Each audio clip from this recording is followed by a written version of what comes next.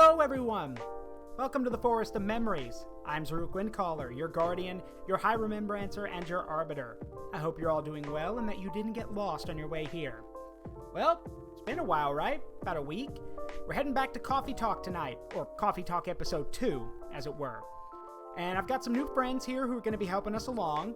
I hope you will be respectful and treat them with the kindness that you give me. Before we get started, some last-minute things. 1. If you're watching this on the VOD channel, hi, I'm Zaruk. Check me out at Zaruk Windcaller at twitch.tv every day from usually 6 to 9 p.m.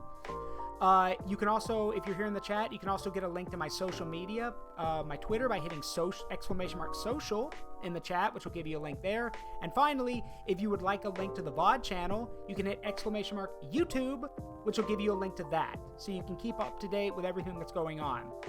Majority of this week's VODs will be going up probably tonight or tomorrow. We will see how things go. But yeah, with that, sit back, relax, make yourselves comfortable. Yeah, it's time for some coffee talk.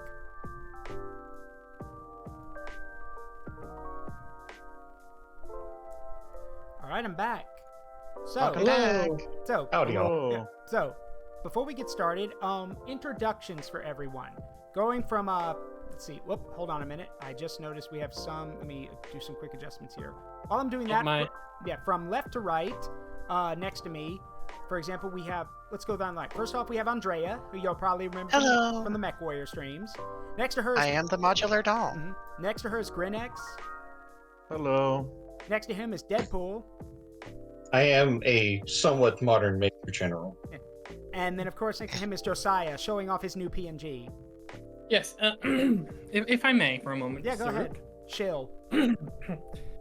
Hello, viewers. Look at your avatar. Now back to me. Now back to your avatar. Now back to me. Sadly, it is not me, but it could look like me if you go to the Forest of Memories Discord and throw money at Sirius Starfinder. Look down at your D&D sheet. Now up. Your character is now drawn in immaculate detail, because anything is possible when you commission Sirius Starfinder. Yeah, I have no. a sword. Yeah, I have a sword. Yeah, no, I will support that 100%. Sirius is an amazing artist. So Seriously, this was phenomenal, and I can't thank them enough. Mm-hmm. All right, so y'all can Now look at Zaruk. Now back that's to not him. fair. That's not fair. Now he has the link to the artist in hand.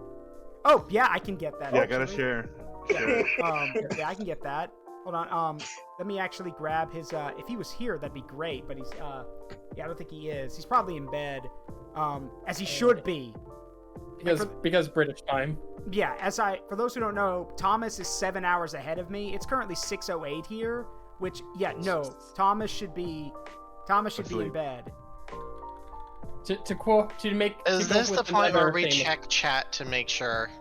Yes, it is actually. To go to another quote, Thomas, go the fuck to sleep. Mm-hmm. No, he's not here. So good. Okay. All right, so let me go ahead and I will. Here's his Twitter. Oh wait, I just realized I'm using. His Twitter. Yeah, I just realized I'm using my main computer for this. So Josiah, I'm gonna give it to you, and then you can drop it in the chat. This is his Twitter, so you can reach out to him there. So, remember to pursue his Twitter. Yep. Let's see. Hold on a second. Here we go. There you go.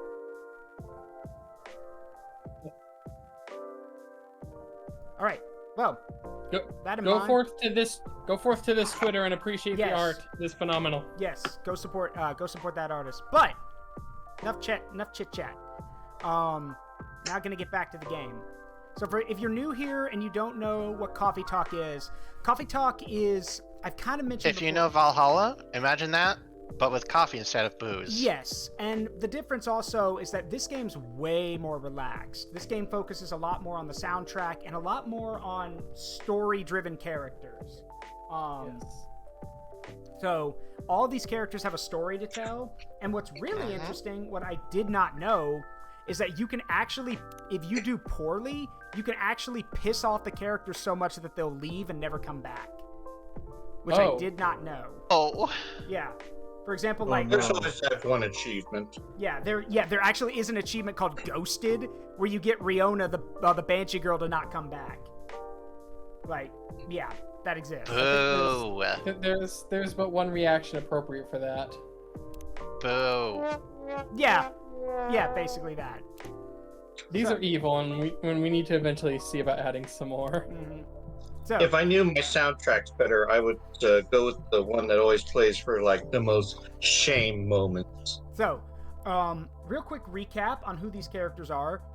Sitting in the middle, we have Lua, who is a succubus, and she is the fiance to Bailey's over here. Bailey's is an elf. They were both characters in the first game and are now planning their wedding. But again, It's a mess. yeah, that is an understatement. It is going as well as could be expected, considering how god-awful stupid the wedding industry is. Mm-hmm.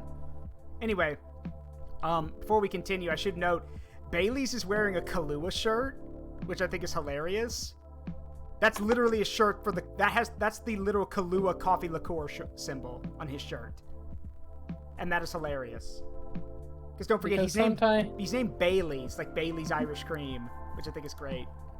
I mean, it could be worse. At least neither of them are wearing an Allen's shirt. Yeah.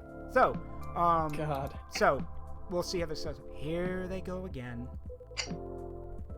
Okay, so this is Mr. Hyde. Hyde is a vampire. As I've mentioned before, for those who are new here, Hyde is a supermodel vampire. Good to see that some things don't change. Yeah, thank you. That's actually good, Andrea. You can do that. Thank you. Yeah, that's really good. So That's such a dramatic backdrop, too. You should start serving popcorn, Zaruk. asshole. There's literally Darn, I just ate mine. there's a literal lovers quarrel happening, and he's like, "Ooh, popcorn and tickets." As I said, his pastime is poking Yeah. the bear.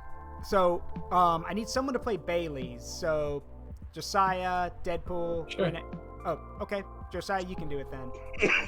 I'd be more enthusiastic if we didn't fight about it every single time. No, I'm not engaging with this right now. I've got to go to work anyway. Right. And I'm going to have a drink. Bye, Zaruk. Bye, Hyde. See ya.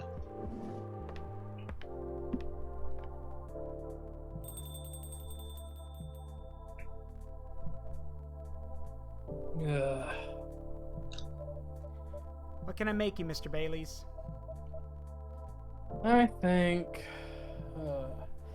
something warm, sweet, and comforting, please.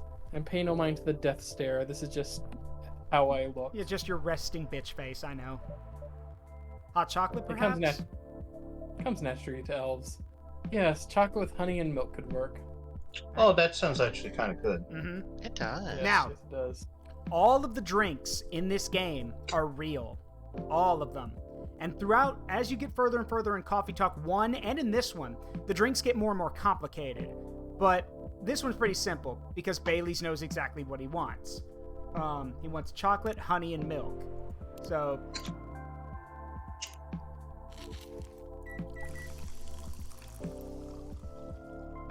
Chocobi Oh, it's a Maruku. little hard.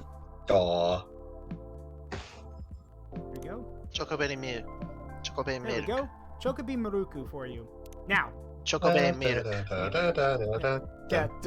yeah. Not Chocobo, but yeah. Chocoberry milk. So, Pretty sure it's yeah. Japanese. Sweet, nourishing, healthy, and chocolate. And this is where all the drink collections are. And some of these are like from all over the world, which I think is really cool. Mm-hmm.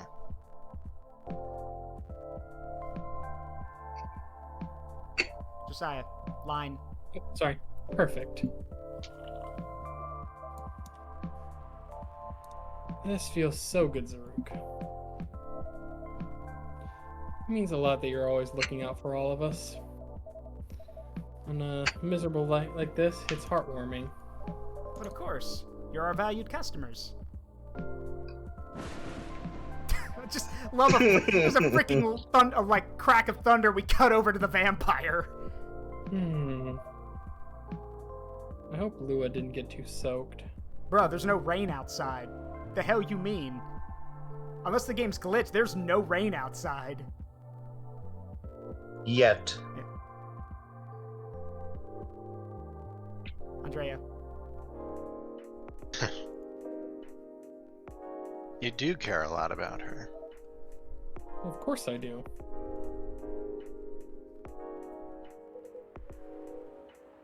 Then why all the fighting? You tell me. This wedding is bringing out the worst in us. Since we sorted out the situation with my family... You mean since you cut them off? And he goes right for the heart. Yep. So... Listen here, you little shit. Yeah, listen here, you little shit. Okay. To explain to people who may be wondering, what the fuck? Look, in the first game, it was... and this is why I tell people, go play the first game. It is dirt cheap and it is so good. Hyde made clear in the first game, and even in this game, Hyde makes it clear that he believes that sometime you need to go right to the problem. Avoid, even if, you know, if it was something you... He believes in honesty above all else. Yes, he does. He believes in honesty above all else. So, like, that's why he's basically saying, no, he's telling Bailey's, no, you cut them off, which is exactly what Bailey's chose to do. For those who don't know, Bailey's and Lua are gonna get married. Bailey's family did not approve. He's an elf, Lua's a succubus. Lua's family welcomed Bailey's with open arms. But Bailey's family are a bunch of bigots. Yeah, so he had to cut them off. Elven nobility, everyone. Yes, Let's say elves, what do you expect? But... Elven nobility. Yeah, but here's the catch. The problem is that by doing this, Bailey's has sacrificed his immortality, his perfect health, and all of those things that come with being an elf. He has given all of those up for this. So, now they've come to terms on... Yeah, for her. And they've come to terms on that, but there's more rough patches along the way, as you can see. Yeah. Josiah.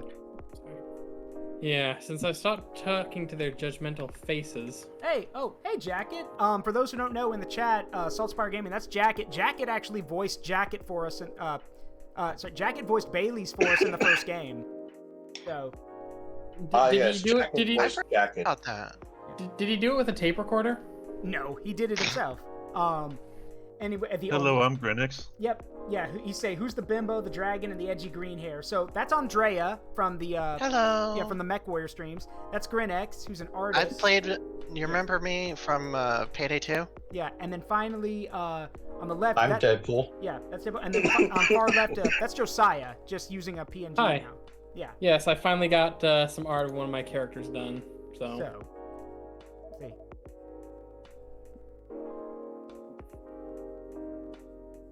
Me neither. Lou Me and neither, I haven't. Saltspire. Go ahead. Lou and I haven't fought about anything until now. Every time we try to organize this thing, it's like we become different people.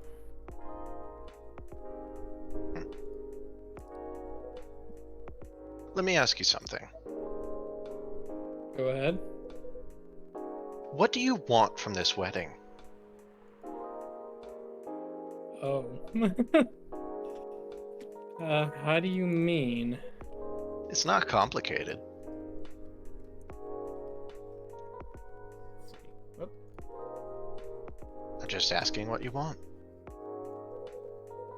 If you close your eyes and picture the day, what do you see? Bigger. Honestly, I have no clue. I know Lou is there, but that's about it. Saw that finger tapping. It's Yeah. not a bad start, in truth. Hey, Gun. Gotcha. Hey, Gun. Zoom in. Yeah. Hey, Gun Sage, what's up? So, funny thing. My little brother's actually getting married next year. They were going to do it this year, but financial things got in the way, so they're going to get married next year. The funny thing is, my brother and I grew up learning and now knowing that when it comes to a wedding, the smart thing to do is let the wife plan everything. Just Yeah. yes, that is her time. That is her thing. That's her day. Yeah, that is her day. Yeah. She plans everything. The guy's responsibility is the honeymoon.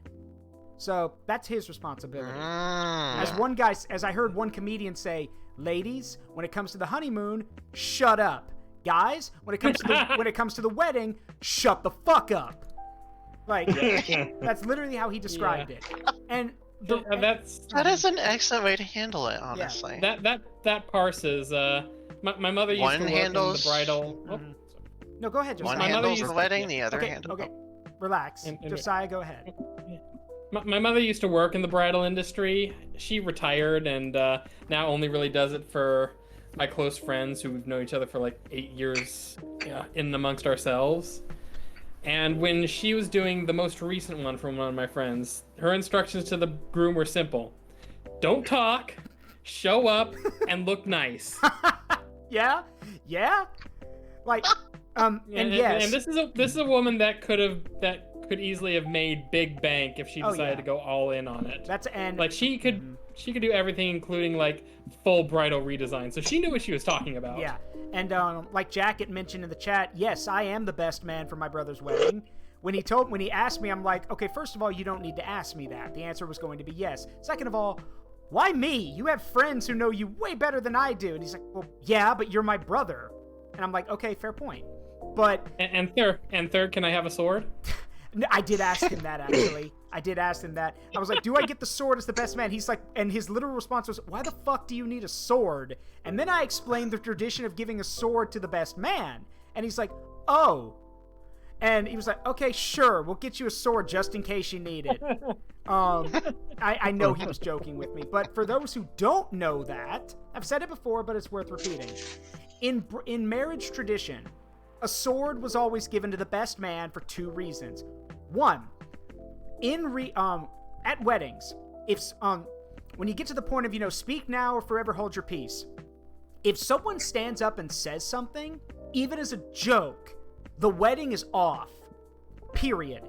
Even if it's a joke and they regret it and they were kidding, doesn't matter. The wedding is off, which means tons of money was just wasted. So this goes all the way back to the medieval days. So the best man's responsibility was if anyone thought to do something stupid or funny, the best man was there to stab somebody who basically thought, tried to do something like that.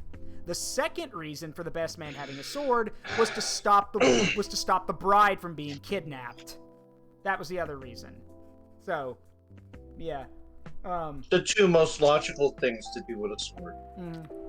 So, but yeah, that's the whole deal there. So I understand Bailey's, the fighting and the frustration, but because they both, for those who haven't been here for the other streams, both of them are very different. Bailey's wants something simple, because Bailey's is a freelance artist. He's a freelance artist, photographer. He's okay with simple. But Lua wants it to be immaculate, very colorful, well, by succubus standards. She wants it to be very, very expensive. The thing is, Bailey's has already said that he'd be more than willing to pay for most of it so her family didn't have to. But, then the friction starts and, well, yeah, here we are. So... It's always when money gets involved. Yeah. Anyway. But if you don't have specific expectations, why don't you just let her do what she wants? Hey, Deadpool. Hey, didn't we just talk about this? Deadpool, picking up a lot of background noise on your mic. Everything Sorry. good? Just filling up a glass. Okay. Okay. Don't worry, I'm fake laughing. Only the tears are real. You make it sound so easy. I swear that's becoming a running gag and a running joke. I want her to have what she wants. That's exactly what I've been trying to achieve. I've been picking up on everything she's liking on Tomodachill. Every wedding picture she's pinning online. All the places she finds cool, all the fashion designers she follows. No, Jacket. Bailey's has plenty of money. He comes from, lower nobility. The problem is that they can't agree on what the wedding should be. He deserves to have all that, to have a special day. But every time I make a suggestion, she won't hear of it. She says too much, too expensive, too this, too that. Is it too much, too expensive? That's not the point. I don't want her to have a shabby wedding. Just because I'm estranged from my family, I want her to have what she wants, what she deserves. Proper princess wedding. You're a remarkably presumptuous young man. Mr. Hyde. No, that's alright. I know Hyde helped Lua back in the day. If he's got something to say, I want to hear it. Good, because I was going to say it whether you like it or not. Asshole! Well, you don't have to be a dick about Yeah, it. that's the thing. He is a dick. Like, literally. Okay, I'm gonna be real with you guys. I'm hoping that once this series is over, I'm gonna work with Cataclysm, and we're literally gonna make a highlight from both Coffee Talk 1 and 2 of Hyde is a dick moments. Hyde is a dick, the montage. But he makes valid points. Yeah, well, yes. And again, that's the thing about Hyde. Is he a dick? Absolutely. Is he blunt? Oh, yes. But he's honest and he's right. Is he wrong? Never. Yeah, no. He's never wrong. And remember, He's never wrong. He's a vampire. He's got, like, he says he's over 200 years old. He's been around long enough to kind of be wise enough to realize to this kind of stuff. that people need to value their time more. Oh yeah, his shirt does look cool, doesn't it, Jack? It's literally a Kahlua shirt. That's the Kahlua coffee liqueur logo. I can identify with Hyde on that remark, because as the years go on, I realize more and more my most often spoken comment when people have problems with what I say is, "Am I wrong, though?" Yeah. You're sitting there, going on about everything Lewis should want. As if you could know what's in someone else's heart. Even when you love someone. No, especially when you love someone. You should never presume to know what they need. Lua is the only one who can tell what Lua wants. But that's exactly the problem. When I ask her, she always says she doesn't know. Then give her time to figure it out. It's not going to help if you pressure her. With 1,000 suggestions a minute. Or if you try to force her into some sort of princess wedding. Just to make you feel good about yourself. Ooh. He's not pulling punches, is he? No.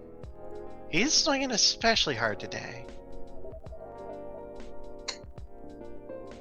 But what if we take so long that we reach old age?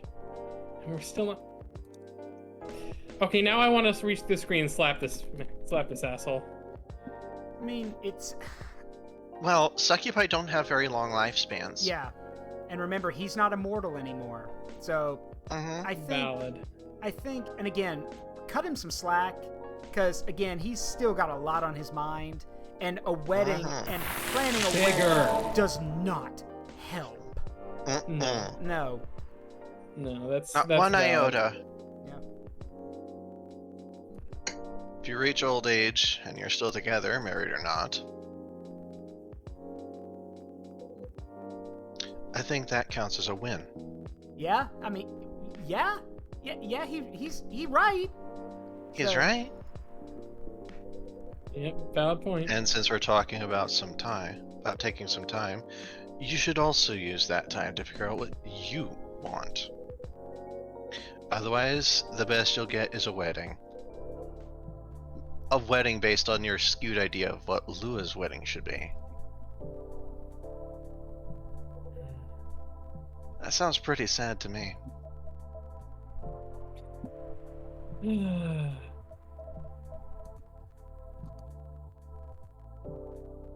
Sheesh, Hyde. Well, that wasn't pleasant to hear. No, but he needed to hear it.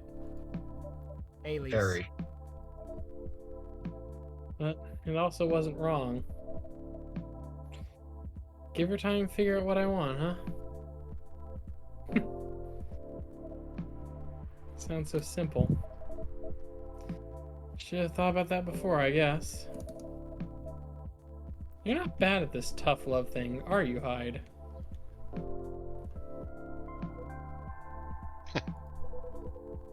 Perhaps I should consider a career in couples counseling. That doesn't sound nearly as much fun as modeling. Doesn't it? Modeling gets old after a while. I thought you were having a good time in LA. I was. Until I wasn't. Ah, LA. I'm moving to Seattle, in fact. I kept my contract with the agency, just in case. But there aren't many modeling jobs to be had here. Really? What are you gonna do then? Go back to my mafia dwarf buddies, of course. Your what? Waiting for it. Come on, I'm obviously kidding. Are you? I wouldn't go back to them. I'd go back to being chased by them. Ah, there it is. There it is. Well, there it is. Besides, I checked in on them and everyone I used to find entertaining has retired now. Meanwhile, their grandkids manage the whole enterprise. Like it's some sort of startup. Are we seriously talking about the mafia right now? As for me to know, and for you to wonder about. Listen here, you little. Listen yeah, here, you little shit. I'm with Jacket. Russian mafia, where? Like, I mean, I'm surprised. Dwarf mafia, like, how do you chase people who disrespect the Dawn then with those tiny legs? I'm more thinking about how they fit into the pinstripe suits, frankly. Yes, Jacket, the dwarf mafia. So, yeah. If I'm I just may, now a dwarven immediately mafia picturing- makes sense. Yeah. It's basically just an extension of their clans, clans. Yeah. That's isn't that how the mafia started? Yeah, no, you're right. With families? Families. I mean that is just how mafia work. Oh God, no, not that. That's how not- mafia works. That does sound like how dwarves would end up, though. It does. Yeah. Dwarves would probably be the first ones to start a mafia. Mm-hmm. Digging greedily and deeply, family connections, Yep. unafraid of a little bit of violence here and there. It actually said. little. Yeah, it said in Coffee Talk 1 that the dwarves actually, it basically mentioned what all the races were doing as things, stabilized. It says the dwarves, most of the dwarves were doing startups, like they were starting industries, companies, that kind of stuff. So That also makes sense. yeah, But They it sounds have more a like head for that. Yakuza. yeah, it does kind of sound more like Yakuza, doesn't it? Well, Yakuza, Mafia, they're not terribly different. It's No, just I mean, like, Yakuza literally, deals more if you in look money. up, if you look up current history on Yakuza, many of them have just went into Oh, doing they startup went businesses. legit. Yeah. Yeah. And not to mention the fact that, don't forget, this is Seattle we're talking about. Seattle does have a massive Asian influence to it, so who knows? You never know. Anyway, That's also possible. Mr. Hyde likes to play a little. Guilty as charged. I can't help it. When I see an earnest face, I have to tease it. I'll take that as a compliment. But also, what's wrong with managing things like a startup? That sounds like a pretty efficient approach, right? You young people. Local vampire yells at Cloud. Look, just because look, Hyde, just because they're not fitting people for cement overshoes anymore. No, it's impatient in business like you're impatient in love. Efficiency isn't everything. And as a former tax accountant who did oversee a startup, I can concur. I have all the time in the world. I don't care if things are done fast. I want them done right. Good luck with that. Oh, that hits me. Maybe you should go into slow fashion. Or fine arts. If you paint with oils, that'll take some proper time. Fine arts were the first thing I got good at a few centuries ago. Show off. But my Damn. style isn't trendy nowadays. Too much How chiaroscuro. Really? How do you say Too that? much chiaroscuro How in the lighting. hell do you know how to say How that? do, yeah, how do you know how to say that? I encountered it in a book. Okay. Chiaroscuro lighting. I have no further Chiaroscuro. questions. Chiaroscuro. Okay. What is? It Hold ends up on. with a K. All right. Hold on. I'm looking up what that means. Hold on. See Google. here. Yeah. Hold on. The technique of using light and shade in pictorial representation. Ah, it's a high contrast lighting technique that uses a key light to achieve dark backgrounds with starkly lit subjects. Okay. Ooh, that's a good one. Yeah. Okay. Can somebody please explain to me how this doll can go from empty head blonde bimbo to intelligent literally at the change of a Explaining subject? bimbo earlier. Bimbo does not mean we don't have a brain. It just means we don't use it. Andrea, I've known you for over 10 years. Yes. They'll have their moments when they're smart. Yeah. And putting blue in skin tones isn't novel anymore. Also, small little question. Yeah. Anybody else think that this particular sprite for Bailey's here kind of looks like his band's cutting into his wrist? Yeah, it does. But I mean, Now I can't unsee it. yeah, but you could also say when Hyde puts his hands down, you can also see there looks like there was something was digging into his neck. Wait for him to put his hands down. If you're insinuating that you're Rembrandt, See? I see it. Yeah, like, like look around his neck. If my mafia buddies find out, I'll be in trouble. Zaruk, I need somebody to throw at him. But Zaruk doesn't have tits enabled. No, just throw. I do. Yeah, throw Andrea. You're always joking around, Hyde. But for all that, you don't sugarcoat your advice. You're a pretty great listener. I hope you also have people that listen to you. Damn kids. I'm moving here to be closer to them. What was that? Nothing. I believe your phone's ringing. Ah, it's Lua. She's done with work for the day. Finally. Wait, how long were we in here? What? Like, Time paradox. no. Oh, wait. I remember. Lua's a consultant. Right. She gets called Oh, in. Yeah, she's right. a consultant. She gets called in for small things. So it's she's probably done. She gets called in. Yeah. So Mhm. there's an exchange of information, and then she's out. In a hurry to leave here, Mr. Baileys? No, not at all. But I am looking forward to going home. And keeping bickering. Nah, I don't think so. Had an epiphany just now. Bless you. Must be something in the drink. I'm gonna leave the topic alone for a little while. Good elf. Enjoy your night then. I think I will. Thanks, Hyde. And thanks, Zaruk. Of course. Have a good night, Mr. Baileys. And don't. And thanks for the cup. And thanks for the cup. There goes another coffee cup. Yeah, How many are we at now? Mr. Hyde. What was that about the mafia and modeling and fine arts? Are you genuinely considering a career change? All I'm considering right now is whether my car got nicked. I know old man Georgie said that this area is safe. And it's a bit of a pile of junk. But it's a pile of junk with sentimental value. I sense a story. Quite a story indeed. But I'll make it short, because it's getting pretty late.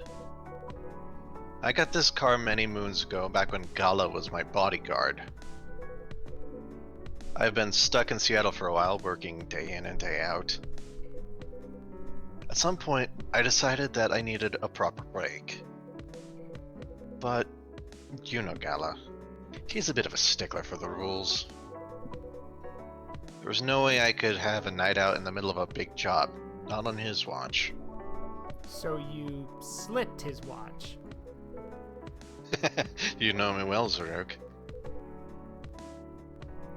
Some friends and I, we decided to get together. I was to provide the ride, they provided the entertainment. I did the usual thing. I waited until Gala was sound asleep. No, Jacket. That was actually confirmed to be not canon. I thought that was the case, but no. In reality, but Neil's in this game.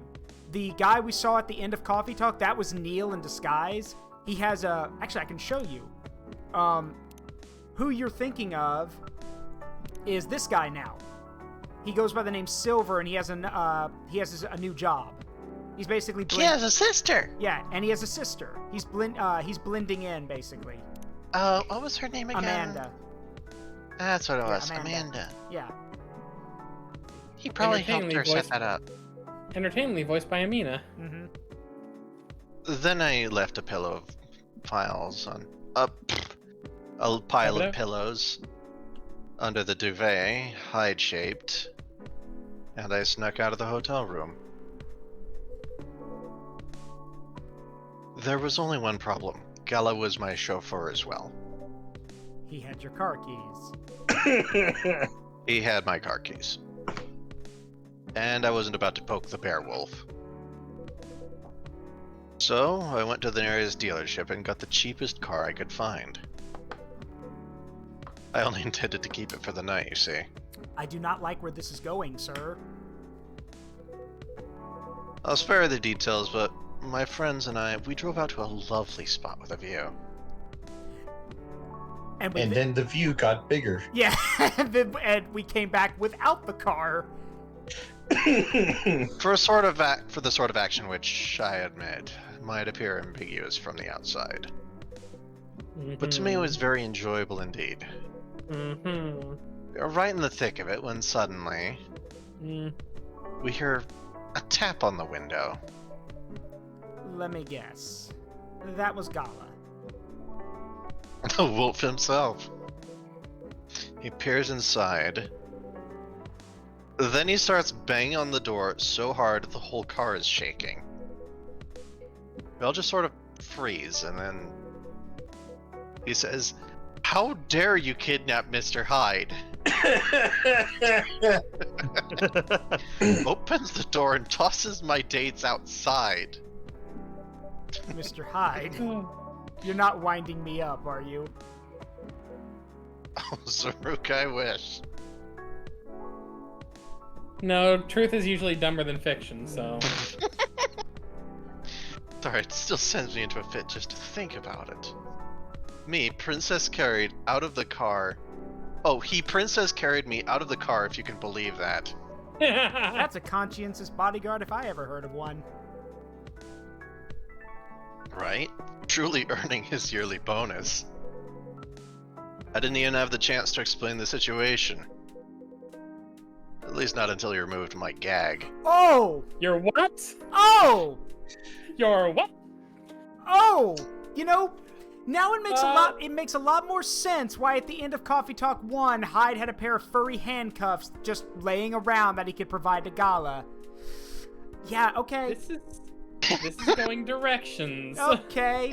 Well, This is going in some very interesting directions. Let's see how deep this rabbit hole goes. Like, I was imagining this going down one route, and then it just veered off at a full 90-degree angle. All right. Congratulations, Zaruk. I'll give you an 85-degree angle, at least. Well, congratulations, Zaruk. We just summoned DeviantArt. Boy. Oh, DeviantArt was going to come whether or not we summoned Yeah.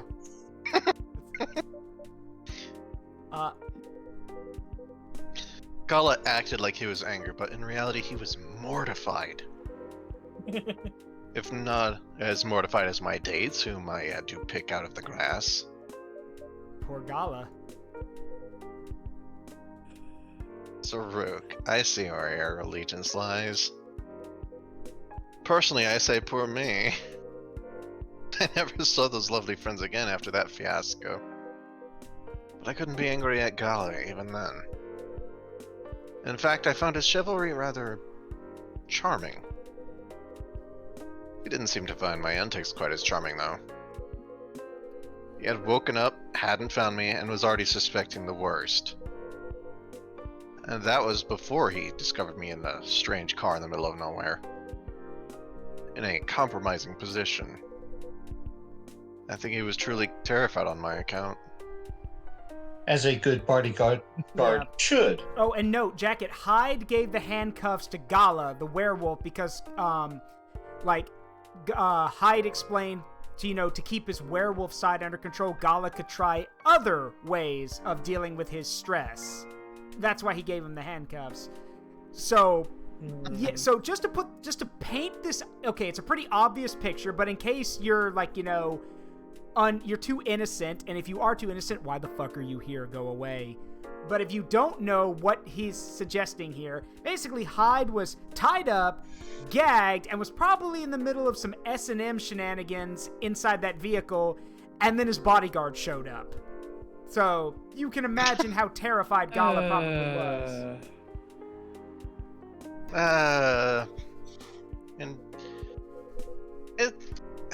So he stopped talking to me for a few weeks. Yeah, no shit! I'm sure. Only a few weeks? Yeah, only a few weeks. Your shreds, you say? Yeah. Also, Jacket says, I have a Slanesh worshiper as a friend. My innocence is shattered at this point. I'm so sorry. I'm so sorry. Actually, no, I'm fucking not. That's hilarious. The domain of Slanesh is a domain is spelled with a /D. Yeah. On second thought, let us not go. On second thought, let us not go to Slanesh's domain. Is a silly place. It is a horny place. It is the D board on 4chan. Yeah. Let's see. That doesn't sound unfair. I suppose it wasn't. He also wouldn't give me my car keys back. I got stuck with this old thing you can see outside. And the worst of it is, if you can believe it, I decided as a grand gesture to chauffeur him around in it. He stopped sulking really quickly after that. I was half I suspect he wasn't a huge fan of my driving. So Gala's sulking because of the betrayal, and then when Hyde starts chauffeuring him around, he basically nearly has a panic attack. And so he just decides, no, I'm driving you around again. Anyhow, I decided to keep the car in the end for whatever reason. My car collection has had some serious turnover, but this one isn't going anywhere. I must have replaced everything inside it a dozen times over. And it's very banged up. But I guess I've grown fond of it by now. Yeah. We're both a little stuck in time, this car and I. You're rather more sentimental than I thought, Mr. Hyde. Sentimental,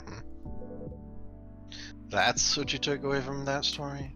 Oh, I took away a lot from that story, Mr. Hyde, but I'm just gonna go off with the sentimental fact. Yes, we're trying to be diplomatic. But I suppose you're right. Good thing it's only us here. Yes, good thing it's only us here in this coffee shop connected to the Forest of Memories where everyone I know in my community can see exactly what's happening.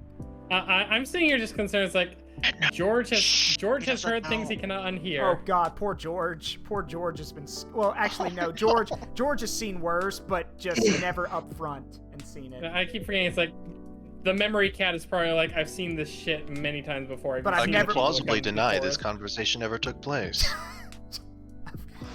And then the unrelated cat Hyde comes up moment. from the chair. Yeah. Live Hyde moment. Yeah. Still, the rain has stopped and this is my cue to go.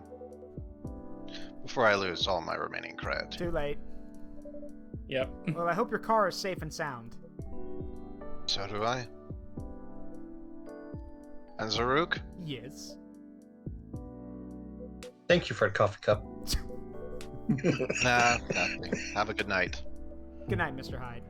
Hey, wait! And thank you for the coffee cup. I'll hand this off to Gallo. And safe journey home.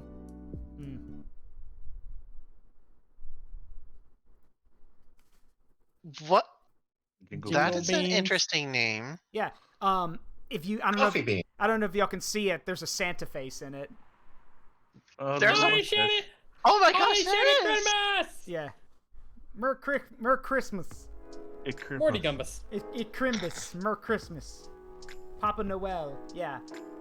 Mer Happy, Crimbus. shut the fuck up. All right. September 25th. September Monday. 25. Okay. All right, let's see. First wave of visa applications to Europe rejected for failure to include passport signatures. The rise. Sold out. Replica astronaut suits experience an extreme increase in sales. I wonder why. Gosh, I wonder why. The rise and fall of the Weirdstein box offices. A brief history. Weirdstein box offices. Do you? Okay. I don't think I'm not going to touch that one because that can mean a lot of things. So I'm not going to touch that. That sounds almost. Well, it's Seattle. It's a newspaper, and it's talking about box offices. I'm wondering if that's maybe a trauma reference. I was pondering more of like, was the first article he read out a Papers, Please reference? Yes, it is a Papers, Please reference. Glory to Okay, good. Ooh, I wonder who's going to be. I hope the power hiccups don't affect the machine too much. Speaking of which, let's see what our stories are tonight. Let's see what's on Leona- Tomodachi.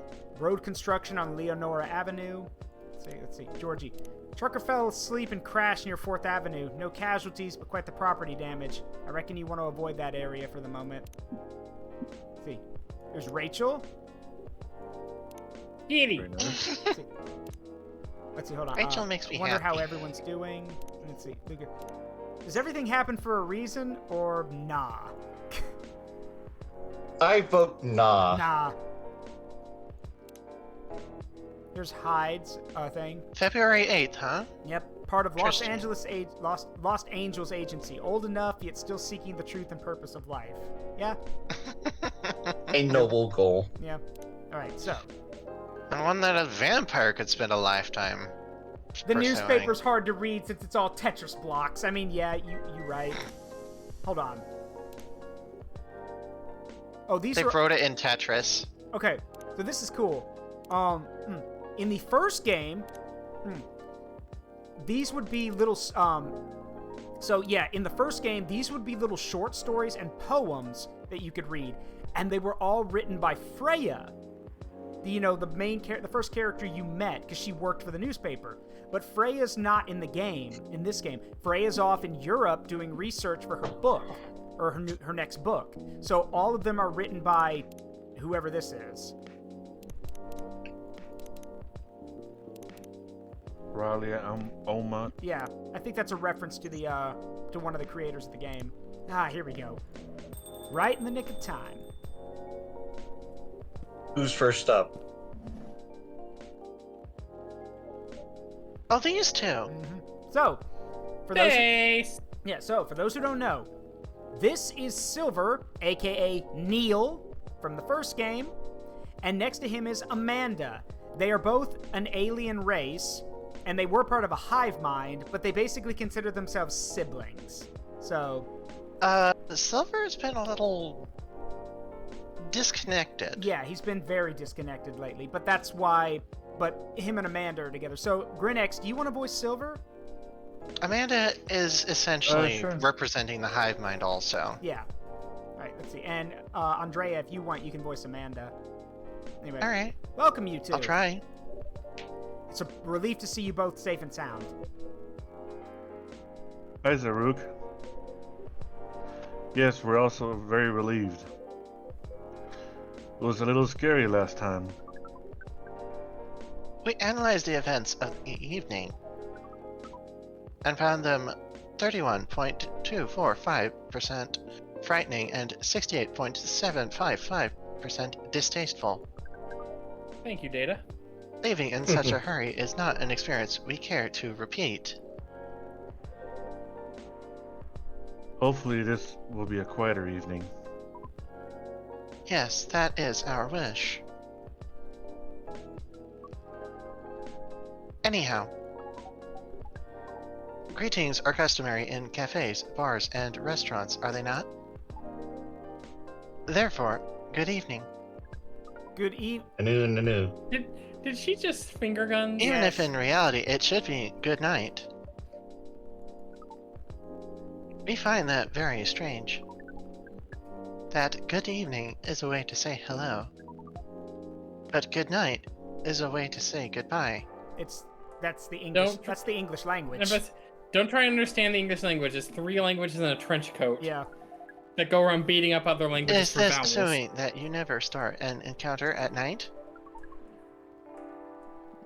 Because that theory would appear to be empirically wrong. For example, this is the second time we meet Earthchild. And both times have been at night. Our 100% sample does not bear out the aforementioned premise. Additionally, the very concepts of evening and morning seem only marginally. Amanda? Yes, what is it? I think Zaruk tried to interject a couple of times. Forgive me if I'm mistaken, Zaruk. No, it's all right. I didn't have anything important to say. Truth is, I'm not sure why our greetings have a circadian rhythm. Earthlings are creatures of habit, I suppose. They get attached to certain ways of using language, and often don't question the actual meaning of words. Yes. Like telling us. At least in this particular case, no one's getting hurt. Since I arrived here, I've observed that some thoughtless uses of language can have much more painful effects. Indeed. We see and we agree. And we apologize for interrupting you, Zaruk. Hey, don't worry about it. Communicating without a Hyde connection is rather challenging. Besides, we have been in a somewhat heightened mental state. Oh. We have been finding Earth quite curious. Extraordinary, even. Have you guys noticed that Waiting for it. Have you guys noticed that that's just a random thing in fiction? Whenever aliens, find Earth, for some reason they are automatically just captivated by it. Because we're Oh. so weird. I usually attribute it to, the tourism effect. Yeah. Sir, Tourism effect, and because humans are just weird. Go ahead, Josiah. we poison ourselves for fun on weekends. Yep, you're right. And we also We are keen to absorb interject as much poisons information here. as Yeah. we Sorry. can during our visit here. It seems to us that our siblings who previously visited Earth came back with findings of a rather superficial nature. We are excited to gather data that will advance the science of Earth studies. Mostly harmless. Our return to the hive will be triumphal.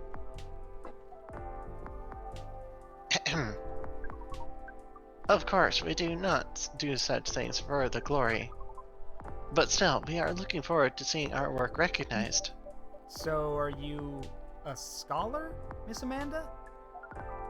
Yes, that is a good equivalence of what we are. We specialize in data gathering and analysis of poorly charted territories. That sounds very impressive. Oh, GGTA PCT is much less impressive than our siblings' mission. Silver here is an explorer and an adventurer. He is deserving of respect. And his mission to find a prospective partner is of the utmost importance. Still perspective, huh? No progress on that front, I take it? Which makes no sense! Because at the end of the first game, Neil openly admitted that he had had multiple successes. So, do you mean... I guess maybe he means long-term success. Which is even more sad, really. I think what he... Well... you have to consider, he thought... I guess the concept of a condom was foreign to him at the time. Probably. Show love 100 hello love tilde everyone. Tilde Yeah, hype man. love Welcome, 1 John. Zaruk W smile Well. Zaruk George. I wouldn't quite say that. Very intriguing. You're always so professional, Zaruk. You rarely ask the rest questions. Well, it's normally rude to do that. But I think you're a little curious about the gossip, right? What is gossip? How do you not know it by now? Gossip gossip? is It is our equivalent of a Information hive about- mind, except. Oh, sorry. information about what goes on in other people's lives. Yeah. It's not exactly a good thing either. Gossip is Oh, like our Weasley. equivalent of a hive mind, except crap. Yeah. So it's like data on individual beings then. Yes, that sounds right.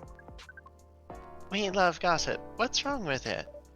Nothing at all, and I would love to listen to yours. But let me at least make you a drink first. We must consider our choice of drink carefully. We suggest our sibling goes first. Are you ready to order, Silver? I have an idea. Yes. Can we expect an interesting new recipe? You're a barista yourself now, after all. A barista? How am I... Oh, you mean the cafe? Yes, you mentioned you were opening one, didn't you? I am, after a fashion. But I'm not focusing on drinking menus just yet.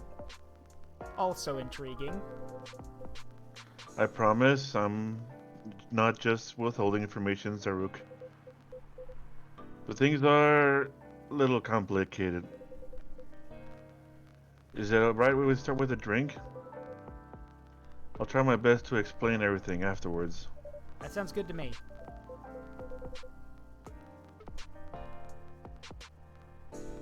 Then I think I'd like something simple tonight. Remember the first drink I ordered when I came here years ago? Wasn't it a coffee-based drink? It was. A coffee drink, and I think you mentioned it was very bitter. Bitter and tart, right? Yes, I think that's right. A bitter and tart coffee drink.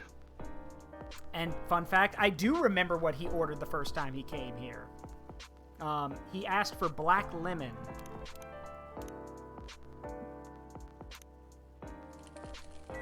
That is bitter. Oh, yeah. Also, before I forget, yeah, we need to give him this. So for those who don't know, both Give him the Amanda, gift. both Amanda and Silver are on the lookout for basically the equivalent of an FBI agent who's looking for extraterrestrials. Border Patrol. Yeah, basically. And Lua and I actually jumped him when the power went out when he was here investigating, and Lua snagged his ID card. So we're gonna give that. We're gonna hand that over to Silver so he knows who to look out for. What is... I got it off the agent last time he was here. This is quite something. Thank you, Zaruk. Truly. And now, because we got Silver another drink, it should... it opens up more stuff about him. The reason you want to get everyone's drinks right in this game is you get to learn more about the characters, and it'll open them up more for, like, story opportunities. Also, let's check that drink real quick. Yeah. A perfect, if unlikely, combination of sour and bitter. Yep. You can't know how much it helps, but it really does. Don't mention it. I thought, you know, maybe you'd find a way to put it to good use. I'm sure I can figure something out. You seem to have grown quite creative over the months. I guess I have, somewhat. I'll let you know how this plays out in the end. Thank you again. Here's a black lemon for you, Silver. This definitely looks what I had in mind. And it tastes interesting. It's very minimal yet strong. Very enjoyable. I think I might prefer sweeter things, but I'm glad I tried this one. You know, I second what Miss Amanda said last time. You feel the same in some ways, yet also very different. I don't know. I do think that everyone keeps changing all the time. Maybe we feel like our personalities make sense because we see ourselves in hindsight. That's actually pretty deep when you think about it. Because I mean, let's be honest with ourselves, and this is just for everyone in general. Because I love being talkative during these games. Think about it for a second. The way you see yourself is basically perceived as normal or average or acceptable. It's everyone else that has their own opinion of you, and you know what I mean? It's almost like, Yeah. he's right. In hindsight, we see everything that we do or who we are as normal, whereas everyone else sees you as different. Because, well, everyone, there is no set standard for what a person should be. And anyone who... Hop, were you here for the first coffee talk? No, Hop was not. Hop, this is, this guy's, in the first game, this is Neil. He was the guy who wore the spacesuit. He's climbed out of the suit and is now, living a more human life, basically. Mm-hmm. He's got a more corporeal form. Yeah, correct. That's actually how he described it, as a more corporeal essence. But, I mean, he is right. I do like the way he's worded that. When the truth is, we make ourselves up as we go along. Yeah? That is an insightful theory, Silver. You have grown wiser. You used to be a rather useful and innocent part of the Hive. Well, I've had to learn and adapt here. It has been a couple of years after all. But despite that, and considering what I've said about people changing all the time, I don't think I've changed all that much. In fact, it's as if I've become being a little more me every day. Just revealing myself. Speaking of that, we meant to ask. How did you choose this specific Earthling appearance over another? Our observation is that Earthlings come in a great many varieties, with a near infinity of combinations. Did you run a random generation algorithm? Oh no, it wasn't random at all. Even if at first it wasn't a conscious process. I chose the way I looked because it felt true to who I am. When I first started coming to this cafe, I had a hard time understanding the world and its rules. But there were already some things that I could relate to. Some things that felt familiar. Like Hyde's eyes that always see beyond the surface. Or Gala's outfit, which is a sign of kindness and trust. I borrowed those traits from them without even realizing. Huh. You took inspiration from them. Yes, our species seem to have the ability to do that. I mean, we do model those that Is have it change? So, go ahead, Deadpool. But Gala's fashion I couldn't keep after all. Go ahead, Deadpool. Oh, no, I just finished my thought. But yeah, you are right. We do model ourselves after kind of the world around us. And yeah, he couldn't wear the scrubs because he's not a doctor. It came with responsibilities. Ugh, responsibilities.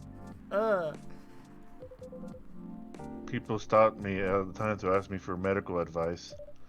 I can see how that would be problematic. Yes, but then I found this fictional universe where all the stories take place in the stars. Oh, son of a bitch! Track! It's a Star Trek thing. He's got the badge on. He's got the blue screen. Oh my god. I had a feeling when I saw him for the first time. I'm like, is this supposed to be? I did too. Is this supposed to be a Star did Trek too. thing? But no, now they openly admit, yeah, no, this is a Star Trek thing. Wow, that's really good. Well done, Toge Productions. Well done. Not sure if we can hear my clapping. I did. It's cool. I heard So it. I changed my outfit to imitate theirs. Damn it, Zaruk, I'm a coffee enthusiast, not an alien. I'm an alien, not a doctor. Alright, have a good one, Jacket. And at some point, it all came together. One morning, I saw myself in the mirror, and I felt right. And it was interesting. I'm actually gonna hold on a minute. I'm gonna take a screenshot of that quote, because I think, sorry to get deep here on everyone, but I wish more people could think like this. Just get up, look in the mirror, and say that you feel right, that you're you. Honestly, this is definitely feeling very trans. I'm gonna say that now. Yeah. Yeah, he looks like Spock in what imagined would be a casual outfit. I think that's the point. I think that's the idea.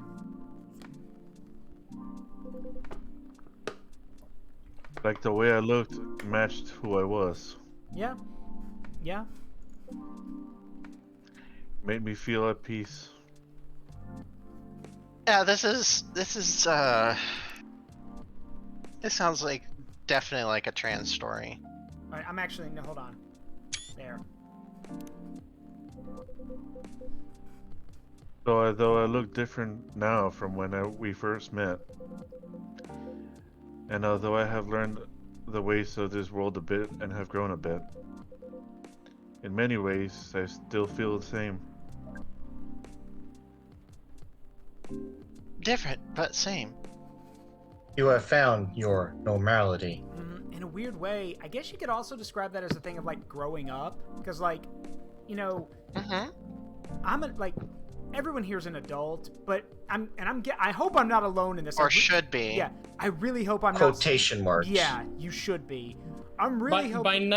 By number, yes. Yeah, I really hope I'm not swimming alone on this, but has anyone ever had that feeling where, you know, you're just going about your day, and then you suddenly get this realization of, I'm technically supposed to be an adult now, like, with how people view age and everything. I don't feel any different. Me neither. Zaruk, I'm nearly 30 years old. I don't feel any different from when I was a teenager playing Team Fortress 2 and talking smack every day after high school. Yeah. A little gremlin.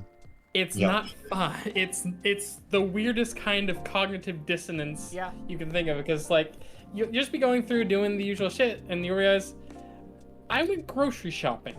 Yeah. I went to work. I did things. As a friend of mine put it once, I pay bills and buy pants.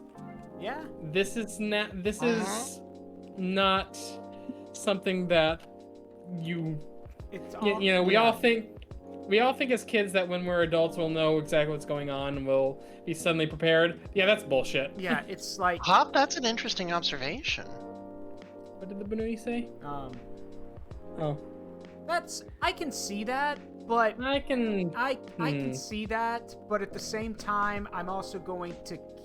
Again, I see your point, but I'm going to counter with the idea that maybe that's probably not always the case. Oh no. Yeah.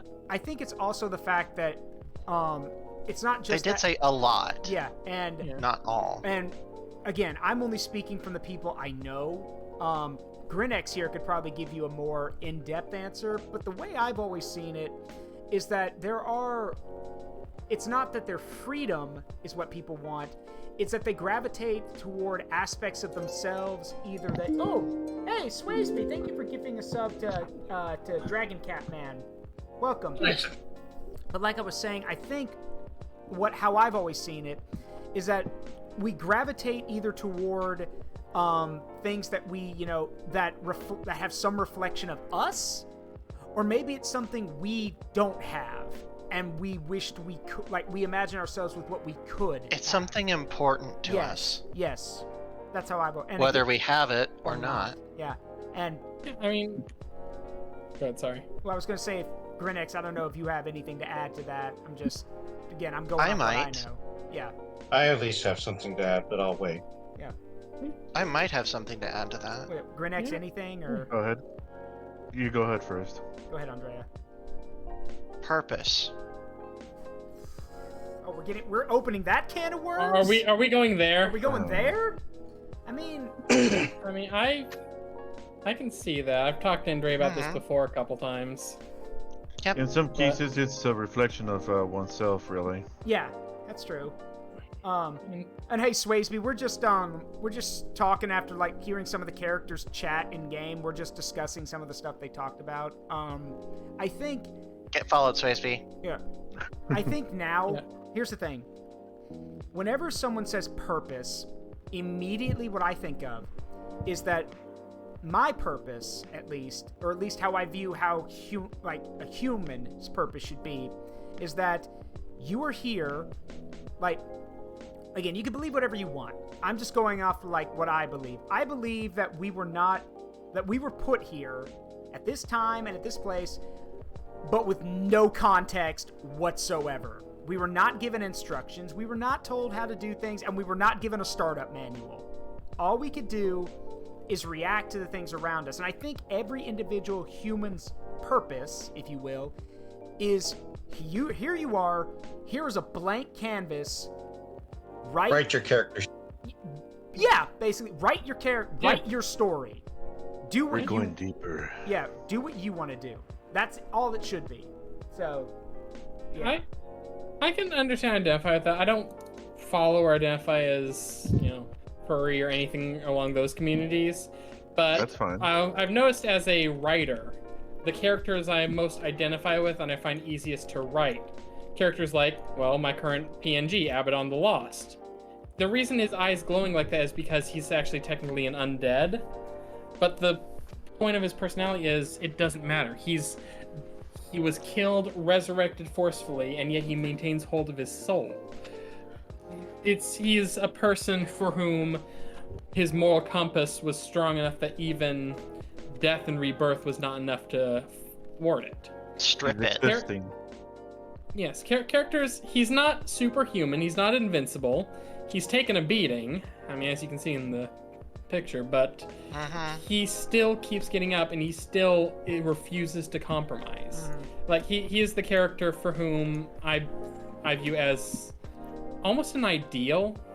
Essentially the idea that it doesn't matter what happens living to ideal. you. Yeah. Exactly. It doesn't matter what happens to you. It doesn't matter what circumstances are thrown at you. At the end of the day, the only thing you can do, and this applies, Zaruk, you and I are both of gentlemen of faith, but Yeah. this applies to anybody, even if you're not of that viewpoint. If your view is that you are divinely created or something like that, then you have some higher morality to answer to. Even if your view is that you are a product of happenstance, then that still imbues upon you a level of responsibility. You are the product of either a divine intervention or an incredible cosmic fluke. It is your responsibility as a sentient being to use it well. Yeah. Use it well and use it wisely. And Swayze makes a good point. I tend not to look too deep, to be honest. I prefer to think that there ain't no need for meaning. There isn't. In some cases, there's not. Like, the main thing is, it's you. Be you. That's it. Be you. Do what you want to do with your life. But be aware, this is what I've told people. Be you. Be who you want to be. But be aware that if who you are hurts others or affects them negatively, then maybe you should reevaluate. Because, again, the best thing to do, and this is simple as it gets, when you leave, and we're all gonna leave in some way or some fashion, when you leave the world a better place than when you got here. That's it. And that can be with one person. That's it. It's, at the end of the day, if I'm gonna super simplify it in a vulgar way, but I'm gonna super simplify it, Just don't be a dick. That's it. Just don't be a dick. Just don't be a Try to dick. be a little nicer. Yeah. Well, I guess in my case, it's just knowing where I'm going.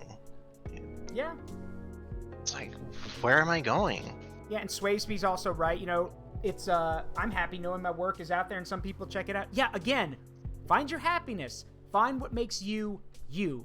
And Hop and I are also, Hop is right. Hop and I think again, I think Andrea as well. Hop and I and Andreas, I believe you're also on the spectrum if I remember correctly. Yeah. I am. Hop, Andrea and I are all on the spectrum. And yes, Hop is correct. It does feel weird sometimes, you know, as they put it. It's hard for people like us because our brains are programmed, quote, incorrectly in the eyes of the world. I've not heard incorrect. Well, in the eyes of the world. Oh. And then we're on just that point. thrown into situations that are overwhelming to us. They are, yes. But the thing is, over time, and I'm just speaking from personal experience here, but one thing I know for a fact is that all of the people who've gotten to know me personally, who've known me for, doesn't matter how long of a time or how short of a time, the people who've gotten to know me and that I trust and that I care for, they know they have someone who's going to be 100% loyal to them no matter what. The thing is, yes, the world does like to say, oh, your brains don't work normally. No, because... I have something that I read about that, actually. Okay, well, give me a second. Here's the thing. I'm pretty sure everyone here, will agree with me. Normal doesn't exist. Normal is just... It doesn't. Yeah, normal is made up for people who just can't comprehend what's around them. That's it. Normal is a subjectivity. Yeah. Yeah. So And it should be only applied to the person themselves, not what others apply to them. correct. When they say that y'all aren't, wired correctly, quote unquote, what they mean is you're not wired to accept the current status of the world. Yeah. Yeah, Although, that's frankly, actually plays looking into around what I us- was talking about. Frankly, looking around the status of the world, It's garbage. It's fucked. yeah, It's fucked. I'm not gonna who was it sugarcoat. Who was it that said once that to be considered sane in an insane world is no compliment or something like that? Yeah, something like that. Anyway, Grinex, what were you gonna say? Sorry. It's been a while. Oh, we were talking about how you said some people's characters are a reflection of themselves. Yeah, sometimes you take the emotions or the personality of a person and then match it up with a character they like or a species they're into.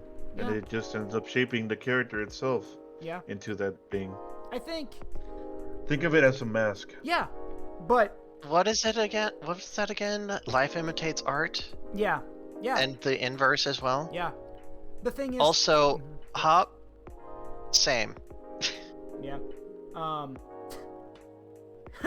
Well, again, it doesn't have, like you said, Swayze. Sometimes things don't have to mean anything. Sometimes you just have to like drawing big titty, which is what you do. So. Sometimes Yeah. you create a character as a contrast to yourself. Yeah. What better way to recognize yourself than your opposite? Yeah. Again, here's the thing. Than your own absence of everything that makes you you. And to end off this little this round table. I'm going to take a moment to point at Zara. There is no such thing as perfect. Yes. You are beautiful as you are. Correct. And to round off this All little, of your imperfections, you can do anything. Yep. And to round Thank you, off this, Tuptish. thank you for coming to the TED Talk. But to round out this little philosophical discussion, I think here's the main thing I think everyone should take away from this. Look, I know this is gonna after all of this is gonna sound like a very lackluster message, but let me explain. Mind your business, your own business, because at the end of the day, you can do whatever you want. But the thing is, nobody has to do what you say. No one has to conform to what you want. The only person you can get to do that is you. Therefore, rather than trying to control others, control your own life. Because if you can't even do that, what makes you think you can control others? If anything, The ones who the ones who want the most who most strongly want control over others are the ones who have the least control over themselves. And as Amina says, as long as someone isn't being harmful, then live your own life. Yeah, that's the ultimate message here, and I think that this game says a lot. Live your life. Be you. Live your life. And remember, again, what happens? Be who you are. What happens after it's all over? That depends on who you ask. But I think everyone will agree with you. Everyone in the world will agree that one thing we should all strive for is to, Damn it, Swayze. I mean, people listen to me sometimes with the power of friendship, compassion, and the gun I carry. I mean, yeah. I'm gonna kill you with the power of friendship and this gun I found. Yes. I believe that was, Kuga. I always get them mixed up. It was either Agito or Kuga. Kuga. It's Kuga. Oh my Kuga. God. Let me just level with you guys. We shit post and we make fun here, and we also get we do. and we also get really deep. But the main thing that I try to do with this community, that I've tried to establish in these streams and with the people around me, is that, again, these, not only these streams, but also through the things that I tell y'all, are to keep y'all, to bring y'all some kind of peace. The world is already a tumultuous and chaotic place. So, it's a shit show. yeah, so the best thing to do is make yourself happy and try to make a few other people happy. You'd be very surprised. Let me put it this way. If you make 3 people happy, and then those 3 people make 3 other people happy, and then they do the same, before long... Everyone's happy. Yeah. Until they decide not to be. Yeah. Jerks. But I think we've rambled for long enough, so let's continue. I'm just gonna finish with a shit posted non-speakers related to a community joke. Oh boy, I'll check it out Oh later. no. But go ahead, Renex. That'll be good. Yes, different, but same. It makes sense to us. Sways me over here. I try to make 4 people happy a day. Make 2 people cry, and 1 person call me a slur to keep my zen. God damn it! I'm over here trying to be thought-provoking and deep, and you're over here shit-posting in my chat. The worst part is, if you're able to make some people happy, it's like if you're able to make some people happy, some people angry, and some people mad enough to start throwing shit at you, it means you're actually probably a well-balanced individual. There's not much room for those these days. Yeah. Anyway, it really does. Don't be fooled by the radio, the TV, or the magazine. Oh, is this Just show you photographs or how your life should be. But they're just someone else's to see. Yeah. No, this is from Pearl. No, sticks. Still no news from Midge. We think the odds are now 84.308 that she is phantoming you. Do you mean ghosting? We mean phantoming, as in when you think you hear a sound. But your ears are merely playing a trick on you. Oh, I know that. How dare you call me out like this, Amanda? How dare you? How dare? I'm in this picture and I don't like it. Yeah, we thought we had established a hive connection with Midge. But it was only a phantom sound after all. Why are we still here? Just to suffer? I'm sorry, I had to include the phantom pain joke. I can still feel my leg and my my arm and my fingers. Even my fingers. Anyway, what is Pearl saying? That her calendar might clear up soon if wants to meet up. Ooh, silver. Sounds like things are going very well indeed. I think it may be time I'll tell you a little bit about this. Spill, alien man. But we wish to order a drink as well. Oh, of course, I'm sorry. Drink first. Go Interrogation. ahead, Amanda. Did I just... Our apologies, but the machine's having issues today. Oh, that was from the machines, not the character. Yeah, the hissing from the machine. Yeah, we'll let you know as soon as it's Oh, working. I didn't again. hear it. I thought it was coming from Amanda. Yeah, I have the I have some of the. Curious that her drink making skills are so refined, yet so unreliable. Yeah, y'all didn't hear it. There was Facts of life. Yeah, there was a hiss of steam in the background. The machine lost pressure. This is a land of contradictions. This is the world we live in. Wow. Yeah. Live in a land of confusion. Rolling speed up. Fuck.